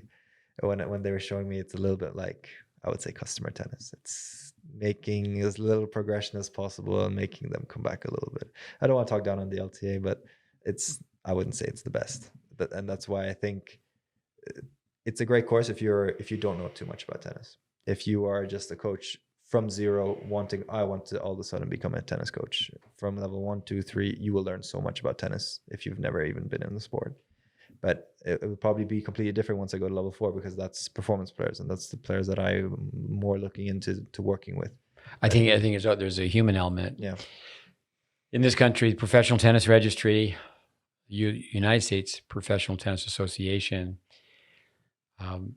sometimes, okay, I'm just going to go take the test. But if you're going to go to the training, then the training can vary from one course conductor to the next. Exactly. Yeah. So that's very. I say this because when I was doing my level 3 at the time, it was all UK people that was doing it with me. That's why the stat is 1 out of 29 for me. But the people that I was doing it with, I would say it was 7, 8 coaches. I saw them play. I was like, "You're doing a level 3 as well?" And I couldn't believe it. I was like, there's no way we're doing the same course right now. Their level play so low. The level play was so low. The knowledge was so low. They were asking questions where I was just like, really? You don't know this? Like, this is a basic thing if you were a tennis coach. And level 3 at the time is a qualification to be a coach. Like, you're already established to almost coach anybody. Let me ask you about the politics, the policy procedure, the licensing, the regulations. Here in the US, so many times former players, I think everywhere, but former players will get jobs. Yep. And they have no training and no intention to seek any training. But if, some jobs, it's mandatory. Well, you have to be a member of the PTR, the USPTA, so you have liability insurance. Yep. And what about, say, first of all, in Spain, do you have to be licensed to teach at Rafa's or? No, actually you don't. It'll be different if it's full-time. So if it's full-time, then I think a qualification is needed, because that is when you're starting to take care of people who are paying a lot of money for their kids to be there. So they need to know that you're a fully established coach, then you're a coach, and you've done, you know your stuff. But like, say, for example, the kids who come, I say kids, the college players who come to coach in the summer for Rafa Academy, they all don't have qualifications. They're just college players who are just wanting to, seek a new opportunity. So these kids, they don't have qualifications, but it's completely different once it's full time. Once you're working with, say, even the adults, I would say you still need some sort of qualification. They're not just going to hire anybody. They need to know that you can do a job well and that you're knowledgeable. So in England, the way it works there is that you need to have the LTA done and completed, or else you can't work anywhere. So now it's a little bit different because Brexit happened and how England left the EU. So now you need even a right to work in the first place, and then you can start to look at the clubs. And actually, I was looking on the websites for the LTA, and they made the qualification so hard for your right to work in the UK as a coach, so hard, like so high that it's almost impossible. You need to. So this is a requirement. If you are an outside coach coming to the UK and you want to start coaching and you have the right to work there, you need to be top 500 ATP or WTA coach, and you need to have the level 4 LTA. So those are the 2 requirements needed for you to even have the right to work in the UK. So that just makes it so hard for anybody to even think about coming to the UK. And thankfully enough, I can say that I've worked with the top 500 player, because my brother's girlfriend, Carola Bejanado, her highest ranking has been 495, 496. So that's just inside the top 5. Yeah. Just about inside the top 500. And I've worked with her a couple of times, and we have a very close relationship with me and my brother and her. And we always discuss our matches. I'm always keeping up to date with what she's doing. I text her a lot of times, and we always discuss what's happening on the court. So we have a very good relationship with what we do with me and my brother, and he gets me involved in her tennis, and I thank him for that as well, because he exposed me to the professional world as well. And he's younger than me. That's the thing. He's younger than me, and he's helping me out in this situation. Let's go back to, so England is no longer part of the European Union, correct? No, so, but you went to Ireland as a 4-year-old. As a 4-year-old, yeah. But you have a Lithuanian passport. Yeah. You don't have an Irish passport. Unfortunately not. Actually, my sister's visiting here. She's much sharper than I am, to make an understatement. She has an Irish passport. Yeah. But my 2 boys, their mom is Irish, and they don't have an Irish passport. But how can you don't have you have a Lithuanian passport? Yeah. So now they're not part of the EU. So how do you work in England? So the way I work in England is freelancing. So you kind of have to establish your own company, and then you have to pay your own taxes like it's self-employed. So that's how you kind of have to do it now. But I can't officially work in a club. That's the only problem that I have. But you can establish your own school. Yeah, I can establish my own school. That's what I'm kind of doing now. So I'm in the inner workings of establishing the full name and everything. I just have everything ready and set up to do that. So then it's a matter of securing courts. Exactly. I just need to find location courts, because right now I'm just using private courts and places that are not interfering with the LTA. Yeah, again, things change, but for years in Germany, the tennis facilities would be privately owned and publicly ran. Yeah. This is so different to an American, where someone wants to come in, and pickleballers are doing it now. They bring their own music into a tennis hall. But I remember in Germany just being shocked where somebody rocks up to play tennis, and they bring their own sound system, and no one says anything. Yeah, which I think is good in many ways. I think tennis can be a little bit too hotty snotty, commercialized. Well, hotty snotty means it's the country club, quiet please.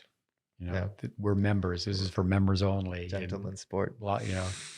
Agassi, you're so young, but Agassi, when he started wearing his neon clothes, and those clothes, it seemed like they had to have batteries. And there was a commercial where he goes, what are they going to think of this at the country club? Yeah. But no, that's interesting. I always talk to people about certifications. Yeah. Let's go back to, like, say, Patrick and Uncle Tony. Yeah. So before you go, okay. I just remember the one story that I had about Tony. So the first time around when I was in the academy, I was coaching a few adults there, and Uncle Tony rocks on the court. So everyone's like, "Whoa, wow, Uncle Tony, very cool to meet you." And then He spoke to everybody. He's a very nice guy, very humble. He spoke to me a little bit. I spoke to him. I did mention that I was in Moratoglu before. What do you think his response was? How was it there? Like, he's really curious. How is the rivalry is really there because they're competing. Well, against now each I other. would say they're 1 and 2 probably, Yeah. right? They, Yeah. you know, Just with the names, yeah. IMG's up there obviously still, and Yeah. Sanchez Casal. If you were Yeah. to rate academies, yeah, as far as just size alone, Yeah. but yeah, Patrick, and having met him, you know, I was working on a project that he funded. Mhm. And he puts himself out there with Instagram posts and how, you know, he thinks this is how you hit a forehand, this is how you hit a backhand. I guess I could ask that as a question, but that's one way perhaps to touch upon the differences in the two places. Yeah. Patrick does. But one is on an island where Patrick is in a better situation for competition, right? That's the huge difference, because a lot of parents ask me, Rafa Nadal or Moratoglu, and I mean, there's very little differences between them now. Especially now, Rafa renovated new courts. They have, I think, 13 new courts, something like that. So they almost increased their capacity to so many more people that they can hold. So now it's almost like, I would say they're on par the same. Moratoglu used to be a little bit bigger, I would say, but now Rafa caught up, and they are very, very equal. Like if you, it's almost like I tell them, do you prefer Spain or France? Yeah. Which one do you prefer?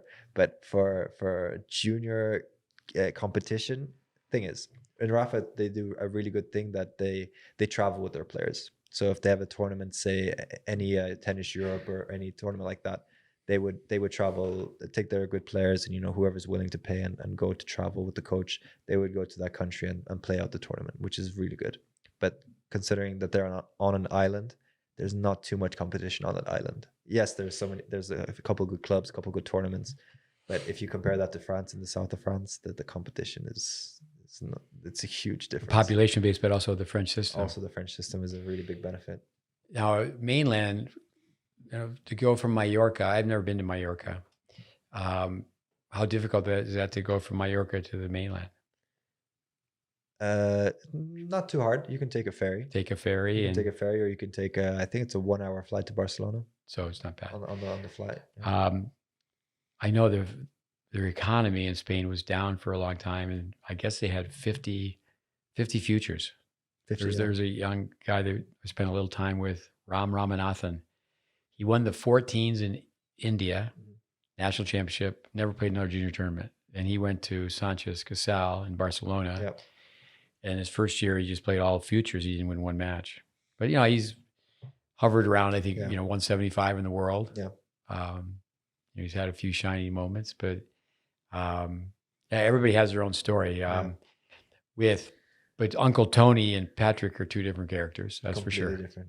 One is very not conservative. I would say just very reserved in Uncle Tony, and Patrick is very show everything. I am the man. I am the boss here. That's how Patrick really comes across. And even I just remember being when I graduated, you always have a special guest. From my year, the special guest was Patrick. Wow. From my brother's year, when he graduated, was Tsitsipas, and then the next year was Serena. So those people came to the academy, and they did the graduation speech. I actually saw a video footage of Serena being at the at Moratoglu, for the cap and gown type ceremony. Yeah. So those are the graduations that happen at the end of the year. They always invite someone, like Tsitsipas is the regular goer now. He's usually there, or Serena that they had at the time. But my year, was Patrick, which was, I guess, great. Now, we've talked about pre-academy. I mean, how do you think it works for either place? I mean, also we've talked about, I think the listeners, consumers, these are two large commercial academies now. Bollettieri's obviously now is called IMG. That would be an example of a large commercial academy. In the summertime, I always tell people you have to realize it's for summer campers. Yeah. And it's a different animal during the school year. Yeah. We say, okay, tournament players during the school year and summer campers. Yeah. So, I mean, I started in a summer camp. I went to ISP Academy, which is today now Moratoglu summer camp. So that would be the equivalent. I went there to experience the place, new people, new coaches, just to experience what is this academy about. It's not, I wasn't thinking, I'm going to turn pro in this week. That's not the mentality you should have from visiting these places. And that's what I think the mistake is a lot of the time, that you think that you're going to go there for a week or two and everything's going to change in your game. No, it's not. You're just playing against different players you've never met before, maybe from different backgrounds. And I think that's super beneficial. So it's just a little change in the mindset, I think, for some parents, just thinking that this is the goal. This is what we need to do now, just because it's going to help our development. It's going to help if you use it in the right way. So yeah, for the summers, it's all about match play, learning not too much. Technique is not, I mean, if a coach sees you do something completely crazy, they will help you. Let's say you have like some crazy swing, and they're gonna just say, okay, maybe let's change a little Tone bit. that down a little bit. Tone that down a little bit. But they wouldn't go into too much detail. I'm a little bit different. I like to look into detail, and now, especially with you and tennis math, and that detail is just in my mind 24. I can't unsee things now. Like you said, That's good. I'm looking at someone. I'm just like, I can't unsee that technique anymore. I'm looking at those specific movements all the time. Patrick's place in Paris. Yeah. Tennis player, Jan Silva's mother, Mari from Finland. She was a good enough player to play world team tennis.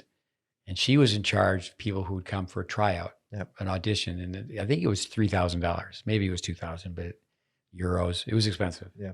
And to my understanding, all the time she did it, not one person was selected from that. But that was the only, at that time, that was the only revenue stream. Yeah.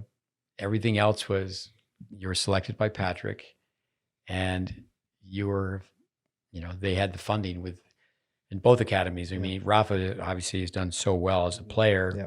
Then also they've done well in business. Uncle Tony, I've been told that he never took $1 from his nephew. Yep. But the empire they've built now. But with Patrick, it was no one was paying any fees. Yeah. No one's paying any fees. I mean, that's a smart thing that Patrick at that time. does. Sorry to interrupt. At that time, I'm sure now it's completely different. But even at this, in some stages in the academy, the professionals are not there. They're not paying Patrick to be there. It's the complete opposite. Patrick is paying them to come because he wants professionals to be there, and he sees the rewards to it now. Everyone wants to go to Mouratoglou because Tsitsipas was in Mouratoglou, Coco Gauff was training in Mouratoglou, or Djokovic was training in Mouratoglou. Once people know that's what attracts a lot of people to these academies. With is it published anywhere? But the inside track from people who really know that Patrick paid Serena $1.5 million per year. Yeah. I'm sure he was paying Halep. Mm-hmm. With Tsitsipas, he just called the family in, or flew them in, said, "Hey, I've looked at you on YouTube. I really like you, and we'll fund you." Yeah. With Coco Gauff, first the mother could stop working, and then the dad could stop working, and managed by Federer, Tony Gotzik's Team 8. A lot of different coaches. Just recently, Brad Gilbert at the U.S. Open. Her dad, I think you have to take, both parents are athletes, but the dad, I mean, you can get on YouTube and dig and like how hard she worked when she was 8, 9 years old from a physical standpoint. I watched her play quite often because I was coaching this boy who was, deep into the same age groups, like say winning the Orange Bowl 12s, that kind of thing, and saying, okay, we just watched her play. So I think he's the best marketing guy in tennis. I mean, one point I would say Dennis Vandenberg, he was pretty sharp, and Nick Bollettieri pretty sharp. But Patrick, I mean, he even knows where to stand at the U.S. Open when the cameras are on. And then we Americans, somehow the picture is so clear when he's on the TV. We Americans, when Patrick, he's being interviewed and say, what are you helping Serena with at the moment? He's a pretty clever guy. I'm helping her with her serve. But we Americans are pretty gullible with, but Jimmy Arias, I heard him say one time, upstate New York boy, he said, he's always in the box. How does he get a seat in the box? But he's funding, he's assisting players. Yeah. So, no, for sure. If, Sampras was playing golf at Saddlebrook, that was very good for Saddlebrook. And John Isner was a go-to guy for a long time. And I mean, Justine Henin was there, Martina Hingis. I could tell so many stories about academies. just endless stories where I've worked at many academies. I've had my students work at academies. But so many times. I mean, I think with Saddlebrook and Bollettieri's, just called up and said, I'm looking for a customized program. I have a Japanese coach with me, and his study here in the U.S. is well funded, and we'd like to come and spend a week at your place and just observe. Just in there, could you just, you talk to this person on the phone? Could you just talk to your manager about that, and they could call me back? And you can pretty much go anywhere. You say, I'm ready to pay. I mean, could you customize this program for me? With, would you say both are figureheads, or are they pretty much involved with coaches meetings and? Yeah. So I remember when I was there, Patrick wasn't actually at the academy too much. I remember he was actually traveling a lot with, I think he was even still with Serena, maybe at the end of her time, end of her career, maybe. And then he started to travel with those younger players, with Tsitsipas a little bit, and then he started to bring in those young ones. So when I left, then I think he started to work with Holger Rune a little bit after, and just those players, those youngsters that he basically just brought to the academy and promoted them. So he started to travel a lot, and only recently I think that I even met a Mouratoglou coach in Senegal recently. I was in Senegal for 3 weeks just doing my own tennis camps, just a few people that I knew, so I just helped them out a little bit. And when I went to the ITF in Dakar, which was the capital of Senegal, I met a Mouratoglou coach with, I think, 8 Mouratoglou players there. So they were all so surprised that I was in Mouratoglou before. And I said, yeah, do you know this coach? Yeah, I know this coach. So they're like, okay, you were in Mouratoglou. Yeah, you're verified. I was like, thank you. So I spoke to that coach, and he arrived when the year after I graduated. So I never actually met this coach. But so I spent 2 weeks in that tournament. So I saw those kids playing every day, and they were part of the what's it called, the champ seed. So it's like you have the regular schooling in Mouratoglou, and then you also have the champions, the champ seed. So these are the higher level kids, the kids who are paying more to get higher level coaching. They play with professionals, so it's just a higher level of tennis per se. Verified. That's funny. When I was at Patrick's place, Patrick didn't want to have anybody know that I was an American and at his tennis school, and that he was funding this project, even to the point where he had a full-time TV crew. Yeah. And Baghdadis was living at the time. What a great guy. And, so personable. And I remember him just coming right up to my son Connor and I, talking to us, and with, he wanted to keep it a secret that I was working with this young kid, but it was verified. I tell people, I'm going to show up, and I'm going to know somebody there. I remember one summer I went all over the place with these young kids playing. Wasn't so many years ago, Tennis Europe 14s. Yeah. We're in Slovenia, wherever. I mean, even in Moscow in '87, somebody started calling my name out. It was Ian Hamilton, who was with Nike for a long time. And but anyways, this gentleman he played for Steve Denton when Steve Denton was the coach at Texas A&M Corpus Christi, not Texas A&M College Station. So I have to say that Steve, this gentleman, he came up and told me, he goes, yeah, Patrick had me call Steve Denton. And he goes, I want to tell you, you got a pretty good recommendation. Yeah. I would have loved to see the look on Patrick's face, because with a name like mine, I mean, like, who is this guy, Steve Smith? I've heard of Stan Smith, but not Steve Smith. But the business side of it, I was in charge of Chris Everett's when it wasn't Chris Everett's. Yeah. It was Seguzo Bassett. And it was a learning curve where the agents, to get 30%, they're okay, we'll bring, 35 kids from Colombia. Yeah. Or this federation would come in and, okay, we'll give you, we'll let your top kids come in. You send 4 kids here, and we'll give you room and board, and they can come and train, and the Florida Sunshine. But then we want mailing lists from everybody in the federation, and want to recruit. It's big business. Yeah. I know Nadal, they tried to buy Everett, and Mortogolo, he's he's trying to expand everywhere. Everywhere now, yeah. And I've said forever, I don't really think that, with McDonald's and hamburgers, Burger King hamburgers, okay, franchising works. But if you look back, like I say, at John Newcomb, just names in tennis, Dennis Van der Meer, even Vic Braden Europe, franchising, coaching is really, it's a human connection. Yeah. So to just say, well, we have the name, but then we get into nuts and bolts here in a minute. But let's like say in a Nadal circuit, there's some inroads where they'd like to have a Nadal circuit, but like say in Germany, I just know that one time there was a tournament and the prize was connected to Nike because there's a Nike circuit, but the prize was, the two finalists, not the champion, the two finalists get a week at Nadal's. Well, I've seen those prizes. But then, the fine print, that doesn't cover room and board. Yeah. And then what happens is the parents go, yeah, okay, let's go. And next thing you know is there's an add-on because it's just for the coaching side of it. Yeah. So here's the total package. So they got to pay something just to go. Yeah. But then they're not going to go for 1 week. Exactly. Yeah. Especially if you think of people crossing the pond, if it's somebody in the US of A. But that hasn't happened where there's, to my knowledge. I've seen a lot of Americans stay there for weeks at a time. Oh, yeah. They're traveling all that way. They want to.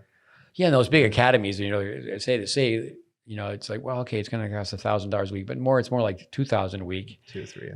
2 or 3, and then, but that doesn't include privates. And then they're going to hit the pro shop, but so if there's there's 100 kids, it's like, well, okay, that's so that one segment, not including the adult business, and then if they get in padel and pickleball, and it's like, and they recently included that. I seen that they built a couple new pickleball courts because I think that they're realizing that the potential of pickleball is coming to Europe soon, and they were one of the first first academies in Europe that I've seen. Yeah, they had it. Yeah. So. Every time I hear pickleball, we need to embrace pickleball and make sure that if you're teaching people to play pickleball, just teach tennis skills. Yeah. Because you can't beat them, join them, and the tennis players need to show up and dominate pickleball, which they're currently doing. Yeah, exactly. But with it's big business. So it's like, well, that segment, 100 students for that week, okay, that's $325,000. It's a lot of money over the summer for the week. Yeah, for the week. It doesn't really, to me, I would think of Rafa, just being Joe Public and not knowing Rafa from the outside is that I think that a lot of ways he would like to just retire and go fishing. That's but it's just probably, weak word again, it's good business. Yeah, that's the thing. And Tony and Rafa's father, they've had 2 businesses together, and they know how to rub 2 nickels together. Exactly. And I think I mentioned before to you, just outside the podcast, but Rafa never wanted to make an academy. It was Tony that wanted to establish his name in this way that you can have a tennis academy and you can have your life after tennis as well, like this, and you can keep making money. Well, obviously, whatever he was gonna do, he's a legend of the game. Of course, he's gonna. I think he's okay regardless of what he does. But I think Tony was the one who really pushed through to make the academy happen. And first established in 2015, and ever since then they've been growing every year so strongly. So yeah, and they're expanding even more now. They have a hotel, they have spa, they have 40 courts, paddle coaches. There's almost like a separate, almost kind of country club setting where it's like the paddle is a little bit further north to where the academy is situated, and then they have tennis courts right next to the paddle courts, and then they have a cafe there. They have a restaurant there. They have so many things around the academy nowadays. Well, I think many people would agree with you that tennis is struggling in the U.S., but not in other parts of the world. Yeah. And, Patrick and Rafa, or Mortogolo and Rafa, they're looking to expand throughout Asia. Yeah. I think Patrick recently bought something in, was it Malaysia? I don't remember the exact country, but he's expanding to the Asian side now of the world. And I think... was it Patrick Mortoglu had something Rafa had something in Greece, and Mortoglu bought it from him. And Rafa also has something in Kuwait, so he has the Middle Eastern part. So I think Patrick doesn't want to touch that side, and now he wants to touch the Asian side before Rafa gets there. So I mean, the rivalry is there. They're competing against each other to try to get as many names as possible to. So what their was the academy. answer when Uncle Tony asked you about Patrick's? Oh, the answer was the same. The same. No, I told him I told him I was a player that I haven't coached there before, but it's. Of course, you were younger too. I was younger as well. I was a little bit younger, and I think my answer was very. I think I told him it's very similar, but they are bigger. Like right now, I think that's what I told him because at that time, that's when Rafa wasn't as big as. I mean, they had, of course, their amazing facility that they have today, but only in the last year, let's say year and a half, that's when they expanded the courts, and now they can have programs which are 3 times as big, and they can bring in X amount of kids more than they did before. So now they're on par with, I would say, Moritoglu. That's just my opinion from being in both academies, and now I think they're the same. Moritoglu used to be bigger, and now Rafa's catching up. Yeah, interesting. It's really interesting how these big academies work. Tell us about the basketball player Stevie Nash. Talk to us about the Norwegian. He's got a very clean game. Casper. Yeah, he works so hard. Yeah. Casper Wood trains at the Moritoglu.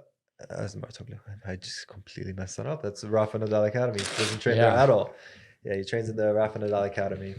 He has his main head coach is actually from the Rafa Nadal Academy. He's employed by the Nadal Academy. I've talked to him a couple of times, and he trains Casper Ruud full time. Even for example, if you'd see his player box on TV, you'd see the Rafa Nadal Academy full outfit from Casper Ruud's coach. So yeah, absolutely. Takes the ball early, clean player. Ball striker. Super technique. It's so super clean. And people actually go there sometimes just for Casper Ruud, not for Nadal. People they hear that Casper Ruud is training at the academy. I want to see Casper Ruud. Nadal, of course, I would love to see Nadal. Nadal's actually never there. And how about the Norwegians? Do they show up? Not so much. Not so much. Yeah. It's actually a lot of Americans. Americans love going to the Rafa Nadal Academy. A lot of Americans. I remember there was one point where there was 1 week where there was, I think, out of 40 people, it was like 20, 30 Americans, which is it's everybody. And then the rest were just from all over. No, I mean, I have on my phone, certainly on my computer, I have all sorts of film really from both places. Yeah.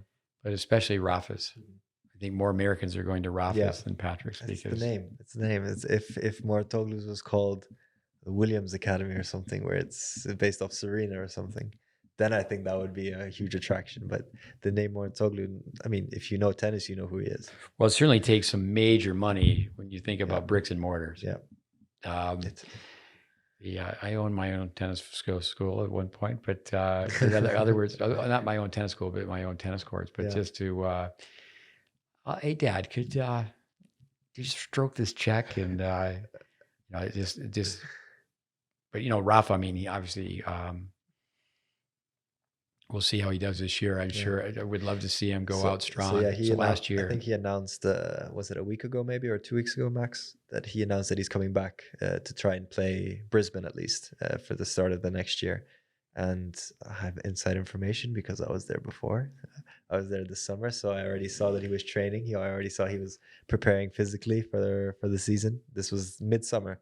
So he was recovered quite quick from his surgery, and he's actually come back sooner than expected.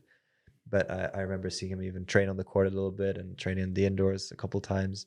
And this was before anything was ever announced. So I already knew that this was going to happen. And I mean, I didn't tell anyone. I had no one to tell. So this is just some cool information that I knew beforehand before he even announced it. No, it's his last year though, huh? Yeah. He said that this is probably my last year. Yeah, they can always... Some athletes have certainly retired and said, well, I'd like to keep going a little bit longer. Yeah, exactly. Maybe a little longer. It depends how he feels, but his body it's almost the breaking point where I don't think it can last anymore. He's been destroying it for 20 odd years where he's just going 150% every single match. One thing coming back to that, when the pros are at these places, the listeners should know that for the most part, they come with their own coaches. Exactly. Yeah. They're not coming to just to find a new coach.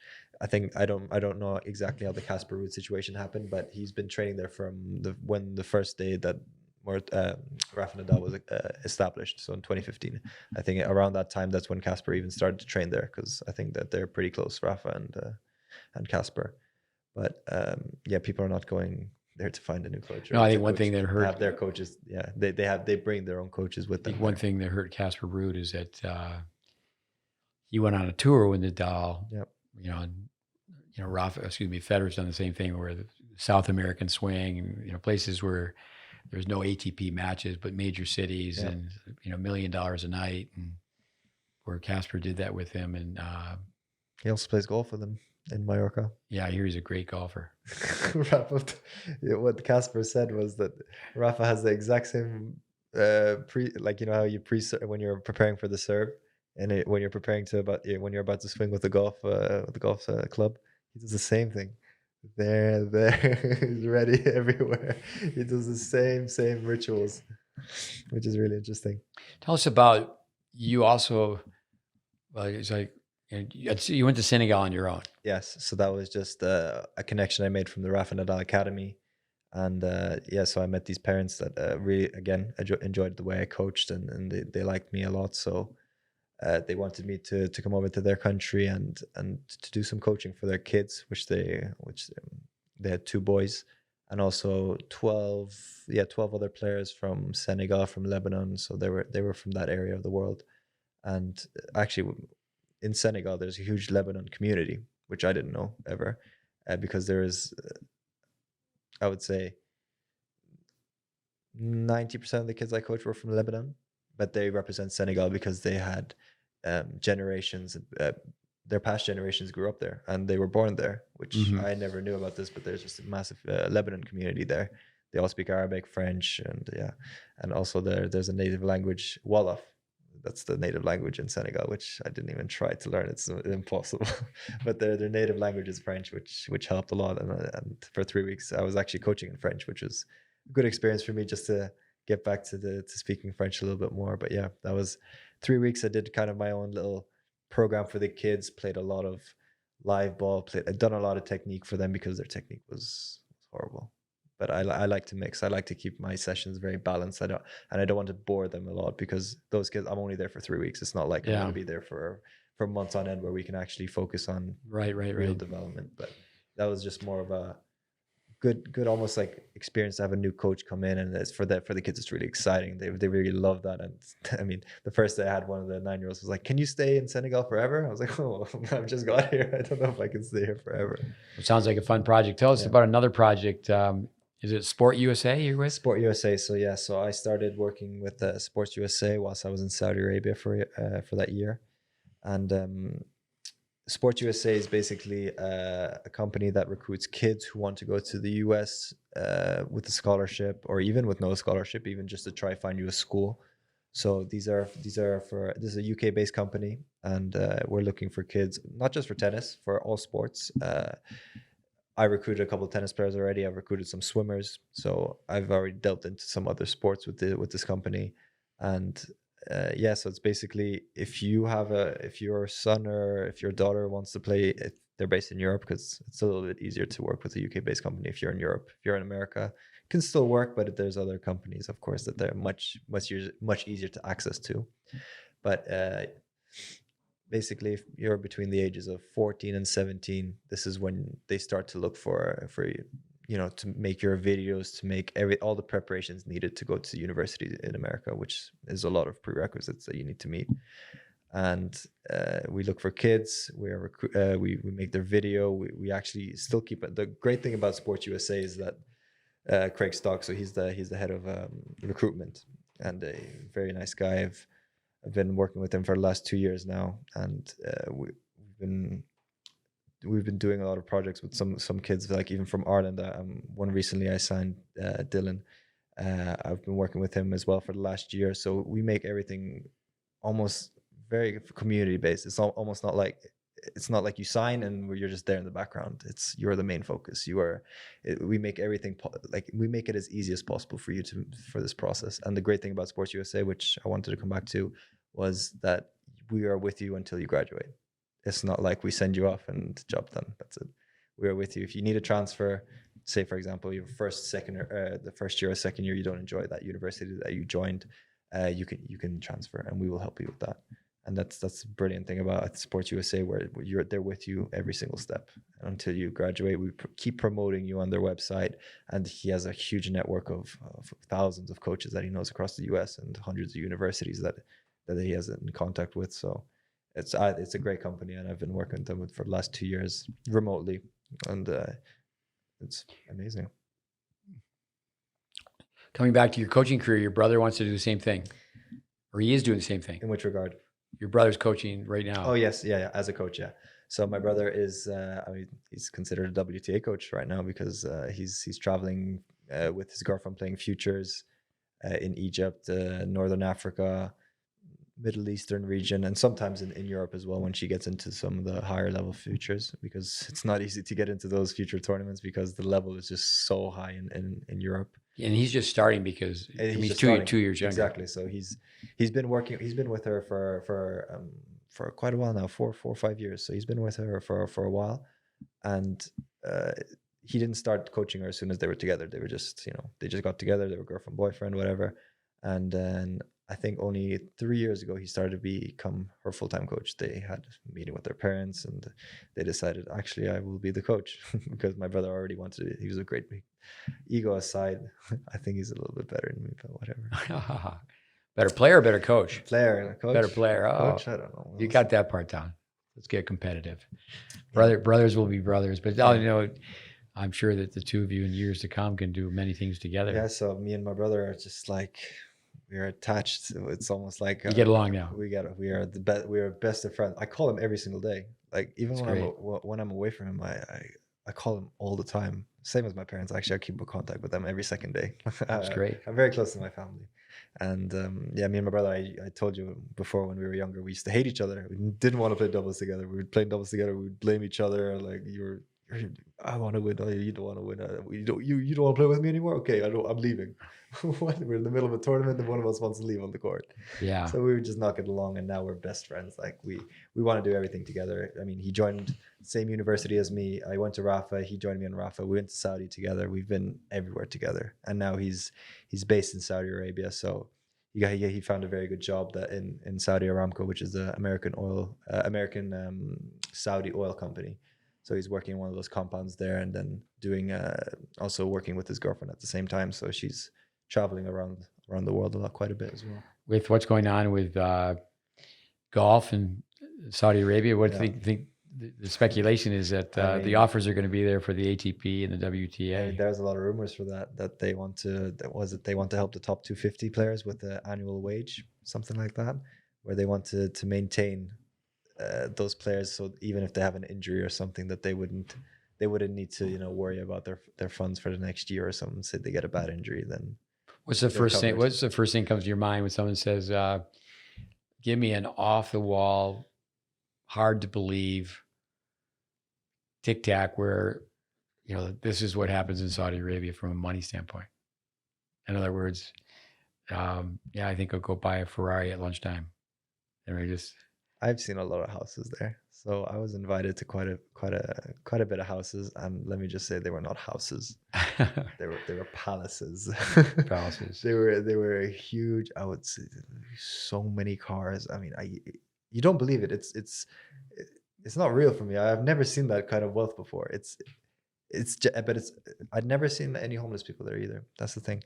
In Saudi, they have the way they set up their government is that they take care of everybody. That's one thing that's pretty good about. I mean, they have their flaws as well. I mean, there's a few flaws. Just a couple. I mean, some women might say they don't take care of. Yeah, I mean, every country has their ups and downs. But one thing about Saudi Arabia is I think that everybody's taken care of, and one huge thing about them is that their families are so close together. They have huge families. They have not just 2 or 3 brothers, and that's a lot. And actually, some countries there they have let's say 10 brothers, 10 sisters. Sometimes they have massive families. And the way that the mentality over there is almost like it stays within the family, in the regard that whenever they would start a business, everyone's together and everybody shares the wealth.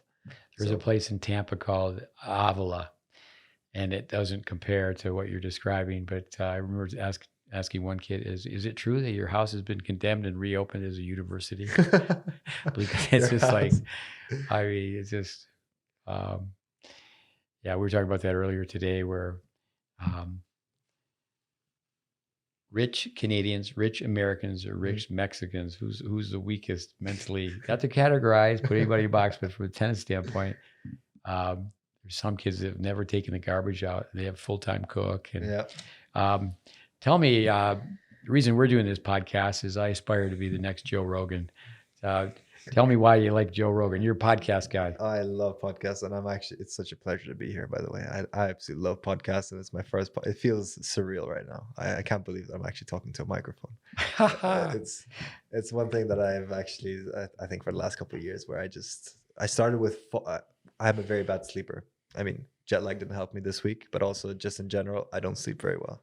In my mind, every time I try to sleep, it's just constantly going, nothing stops. I have random thoughts just popping out of everywhere. And one thing that helped me with that was listening to podcasts. So every night before I'd sleep, I would just turn on a podcast right next to my ear, and I would just listen to whatever they're saying, and I slowly drift away. And that's I'm sure our podcast is used for that. People tell me all the time that I certainly have a smaller group of people tell me, no, make them 1 hour, make them short. Yeah. But people tell us, and then I've researched it. And if you take 1% of your week, you have a 3-hour podcast. If you want to get through it, 10 minutes here, 10 minutes there. Exactly, yeah.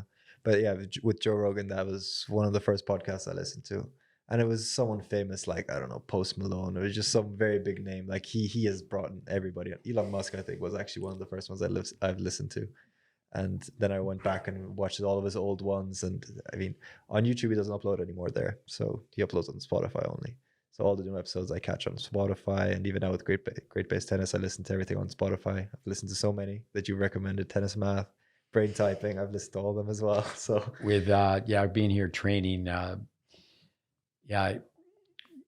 with podcasts, I was listening to Brad Gilbert on the way in, and he was talking about Chris Woodford. He goes, "Yeah, the little coach who was with him," and I'll have to, Scotty Perelman was a guest on our podcast. That's who.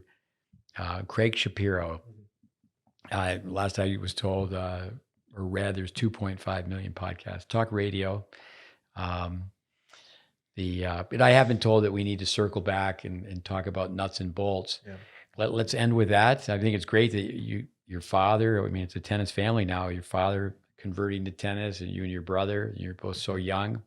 And I could just tell, I've been in tennis a long time, and you have the passion to be what I would call a lifer, a grinder, that you're never going to get too far away from tennis. Thank you so much. But tell us about the nuts and bolts of being here for, you had your junior career, your college career, an academy, go around as a player, academy, go around now as, a coach, then doing different projects. Yeah. What are a few things that come to your mind after being here just for 2 weeks? So first thing that came to my mind after seeing you because you saw some videos before you came. I saw some videos before I came. I was in the airport just watching the GreatBase Tennis website. I watched some of the videos and just to see how everything kind of works. And the first thought I had because I don't judge on first days or second days. I waited a couple of days, seeing how it works after a week. And the first thing I told myself was, why did I not know this place earlier when I was younger? I wish this is where I wish I started tennis. Like, genuinely, that's not saying that just because you're here.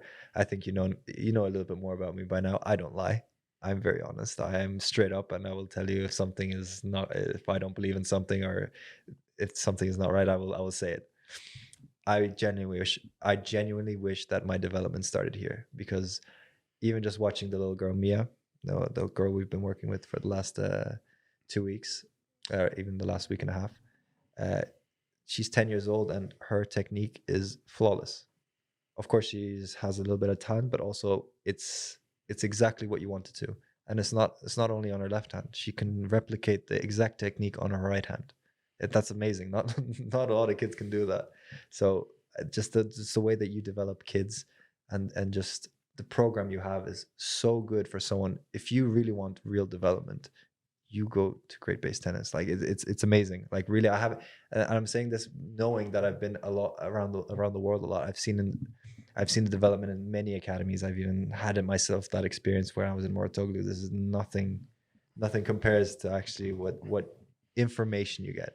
I thought I knew a lot about tennis before I got here. And then when I talked to you for a couple of days, I realized that actually I don't know that much. I mean, I know obviously a lot. I'm pretty experienced, but just even the history of tennis, the tennis math, that's one huge thing that I'm very thankful for, which you've taught me. And that's just the numbers in tennis. Do you know the numbers in tennis? And I knew I had an idea, but I didn't know them exactly. And Yeah. that's one thing that as a coach you need to know, that is necessary, 100% necessary. One thing with Patrick Mortagolo, when I went to Paris, I took film of a young Richard Gasquet, an old Richard Gasquet. He was amazing when he was young as well. Yeah, Richard Gasquet. some people say the best 12-year-old ever. Yeah.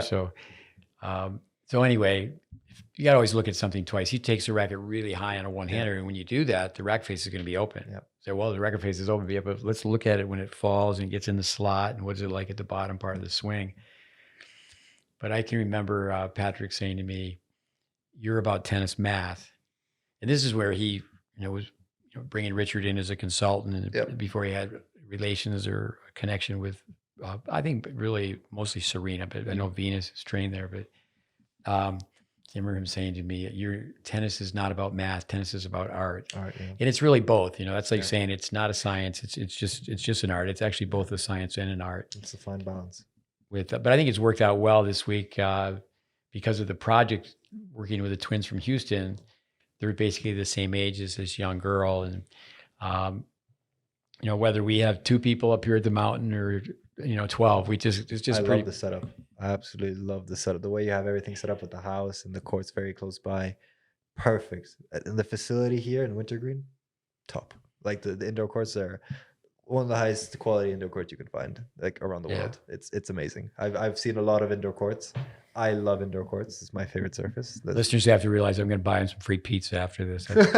But no, yeah, the outdoor courts. You got to see this place too. It's our 3rd season here. We haven't seen it in the spring, but it's just like the lower clay courts. There's 12 clay courts, and it's isolated.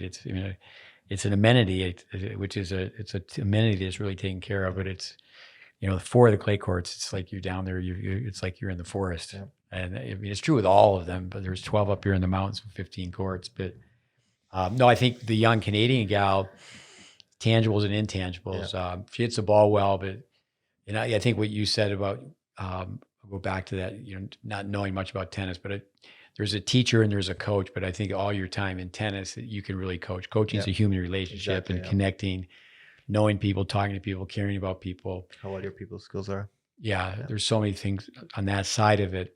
I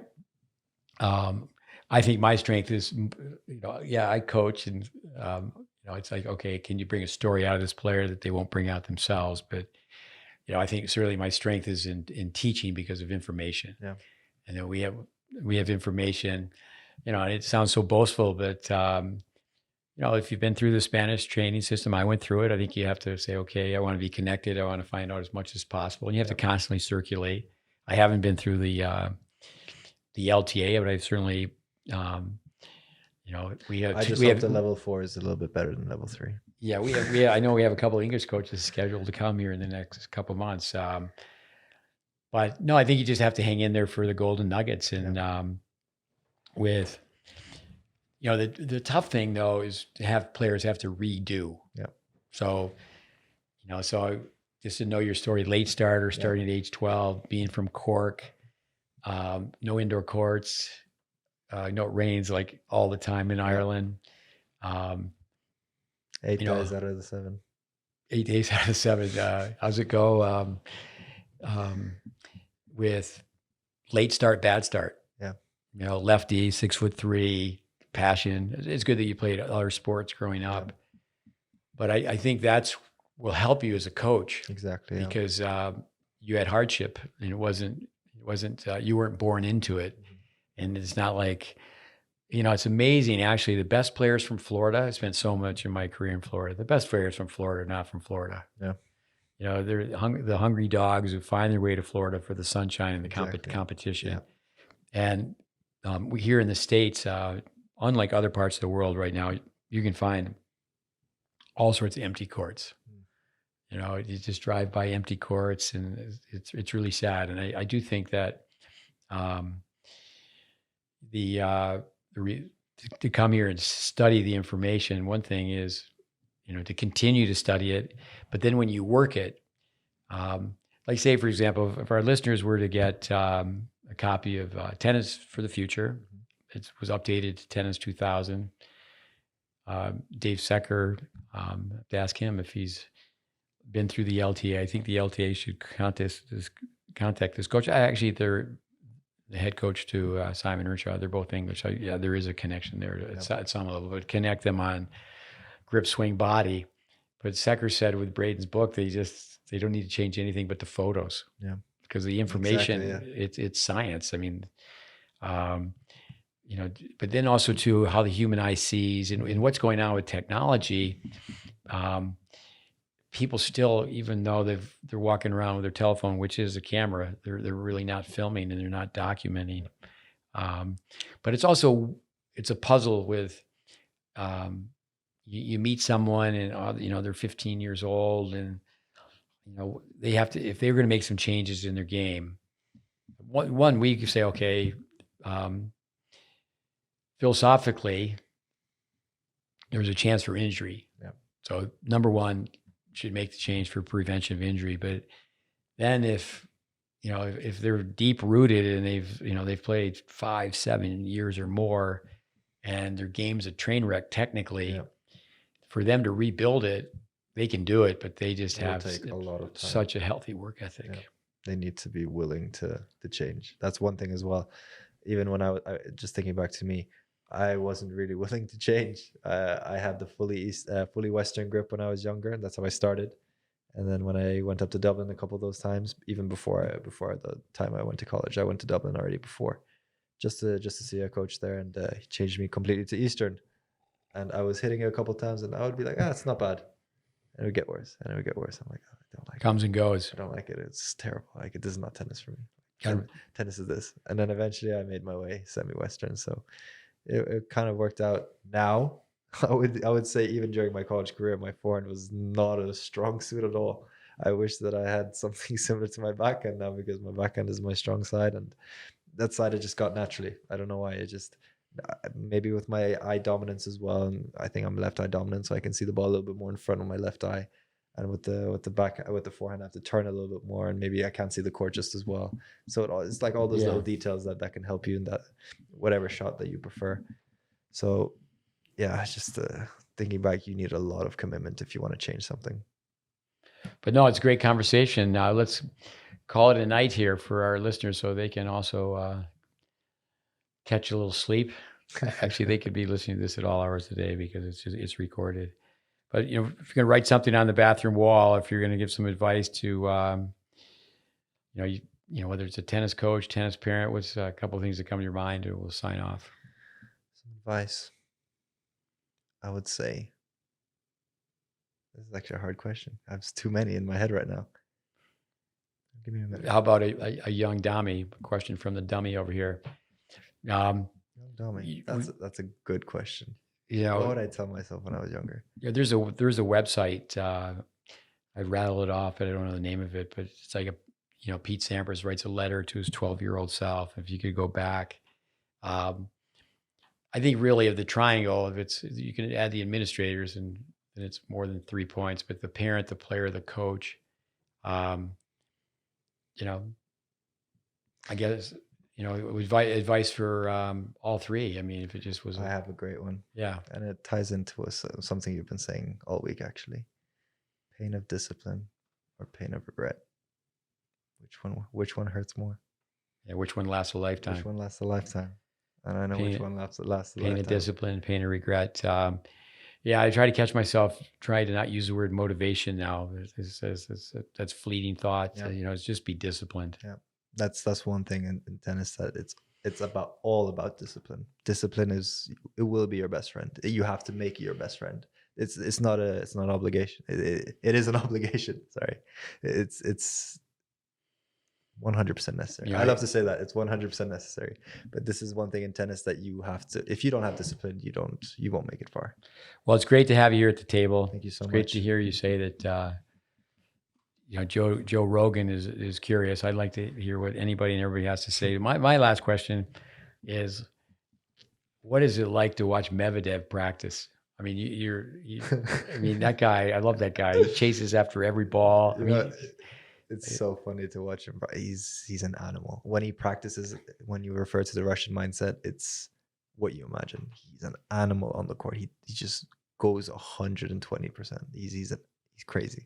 But also, one thing that I would recommend is that they need to push the back fence even further back. He needs more space. I don't know if you saw some videos recently where he's playing a match and the line judges need to literally swing their heads back because they almost got hit with Medvedev's racket. So he needs a little bit more space backwards. But yeah, he just well, champions have stubbornness work for them. Yeah. I think a lot of junior tennis players, that stubbornness can work against them. But yeah, he plays so far back, but I think it works for him. Yeah, and that's how he's wired. Yeah. That's what he's been doing. And so when we talk about top players, we're not criticizing the top players, but what Medvedev is doing, do you think that that's what a young junior tennis player should do? I think to listen to Medvedev, just to get on YouTube and listen to him talk about his volleys or talk about his clay court play. Yeah. Because my volleys are terrible, or I think he says awful. And he goes on, and the backhand volley is worse than the forehand volley. I hate clay courts. Yeah, he says I hate clay courts, but then he goes, but I did okay. I won Rome. And then he goes, I'm not very good on clay, but he goes, I'm going to show up and I'm going to do my best. Yeah, he's a fighter. He's a complete fighter. That's one thing that's why he's always in the top of his game. He's top. What is he? Top 10 for the last, I don't know. Oh, and he plays all the time, and he's like this year, I think he has the most hard court wins. Yeah, but, amazing athlete. Yeah. My favorite player, by the way, Daniel Medvedev. That's where definitely that's one thing to go and those famous academies, Patrick's or Rafa's, just to see how they train. Yeah, and that's one great benefit. Definitely visit them. Definitely see the experience. Talk to the coaches, see what's happening. Don't just blindly go in Rafa Academy. I love it. I'm going to go there full time. No, you have to go through it. Talk to the coaches. Get more opinions. Get a lot of opinions from other people.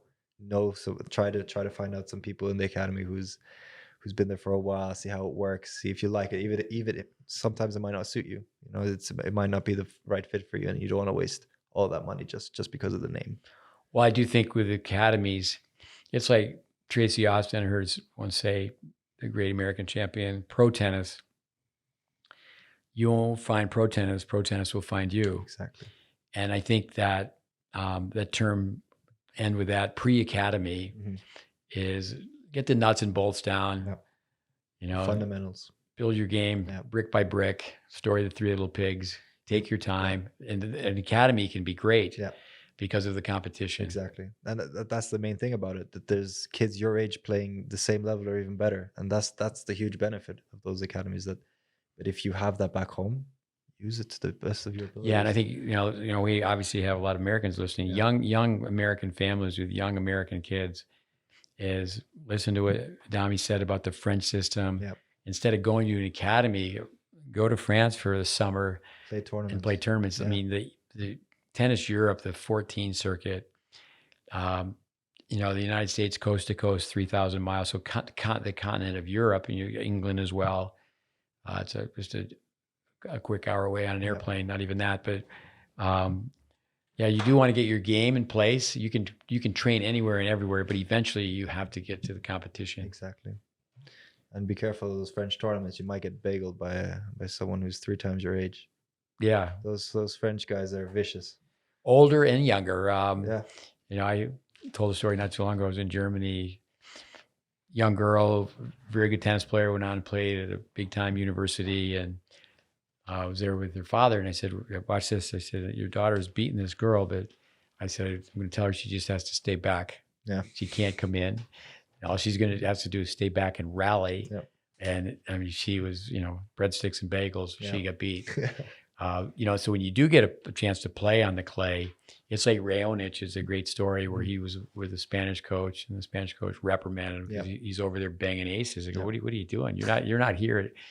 And some people, their lens is different than others. The futures level is a very low level in many ways. I mean, on the other hand, it's a very high level. It's just depends. It's just who you're talking to. Exactly. It's like you have so much exposure for your young age.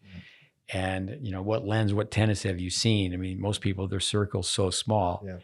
but, does that make sense that Raonic is going to be trying to drop bombs on red clay? Get over there, just spin your serve in and see if you could stay baseline to baseline. Yeah. That comes back to the Tiriac line about McEnroe playing as a lefty. But Domi, listeners, thank you. Domi, give me the high five. Pleasure. Another podcast in the books. Study. I think there's some golden nuggets in this one. There's definitely points of interest, with tennis in France and the academies, your background. Just to give a few new perspectives. Yes. We love tennis. Good night, everyone. Good night. Thank you.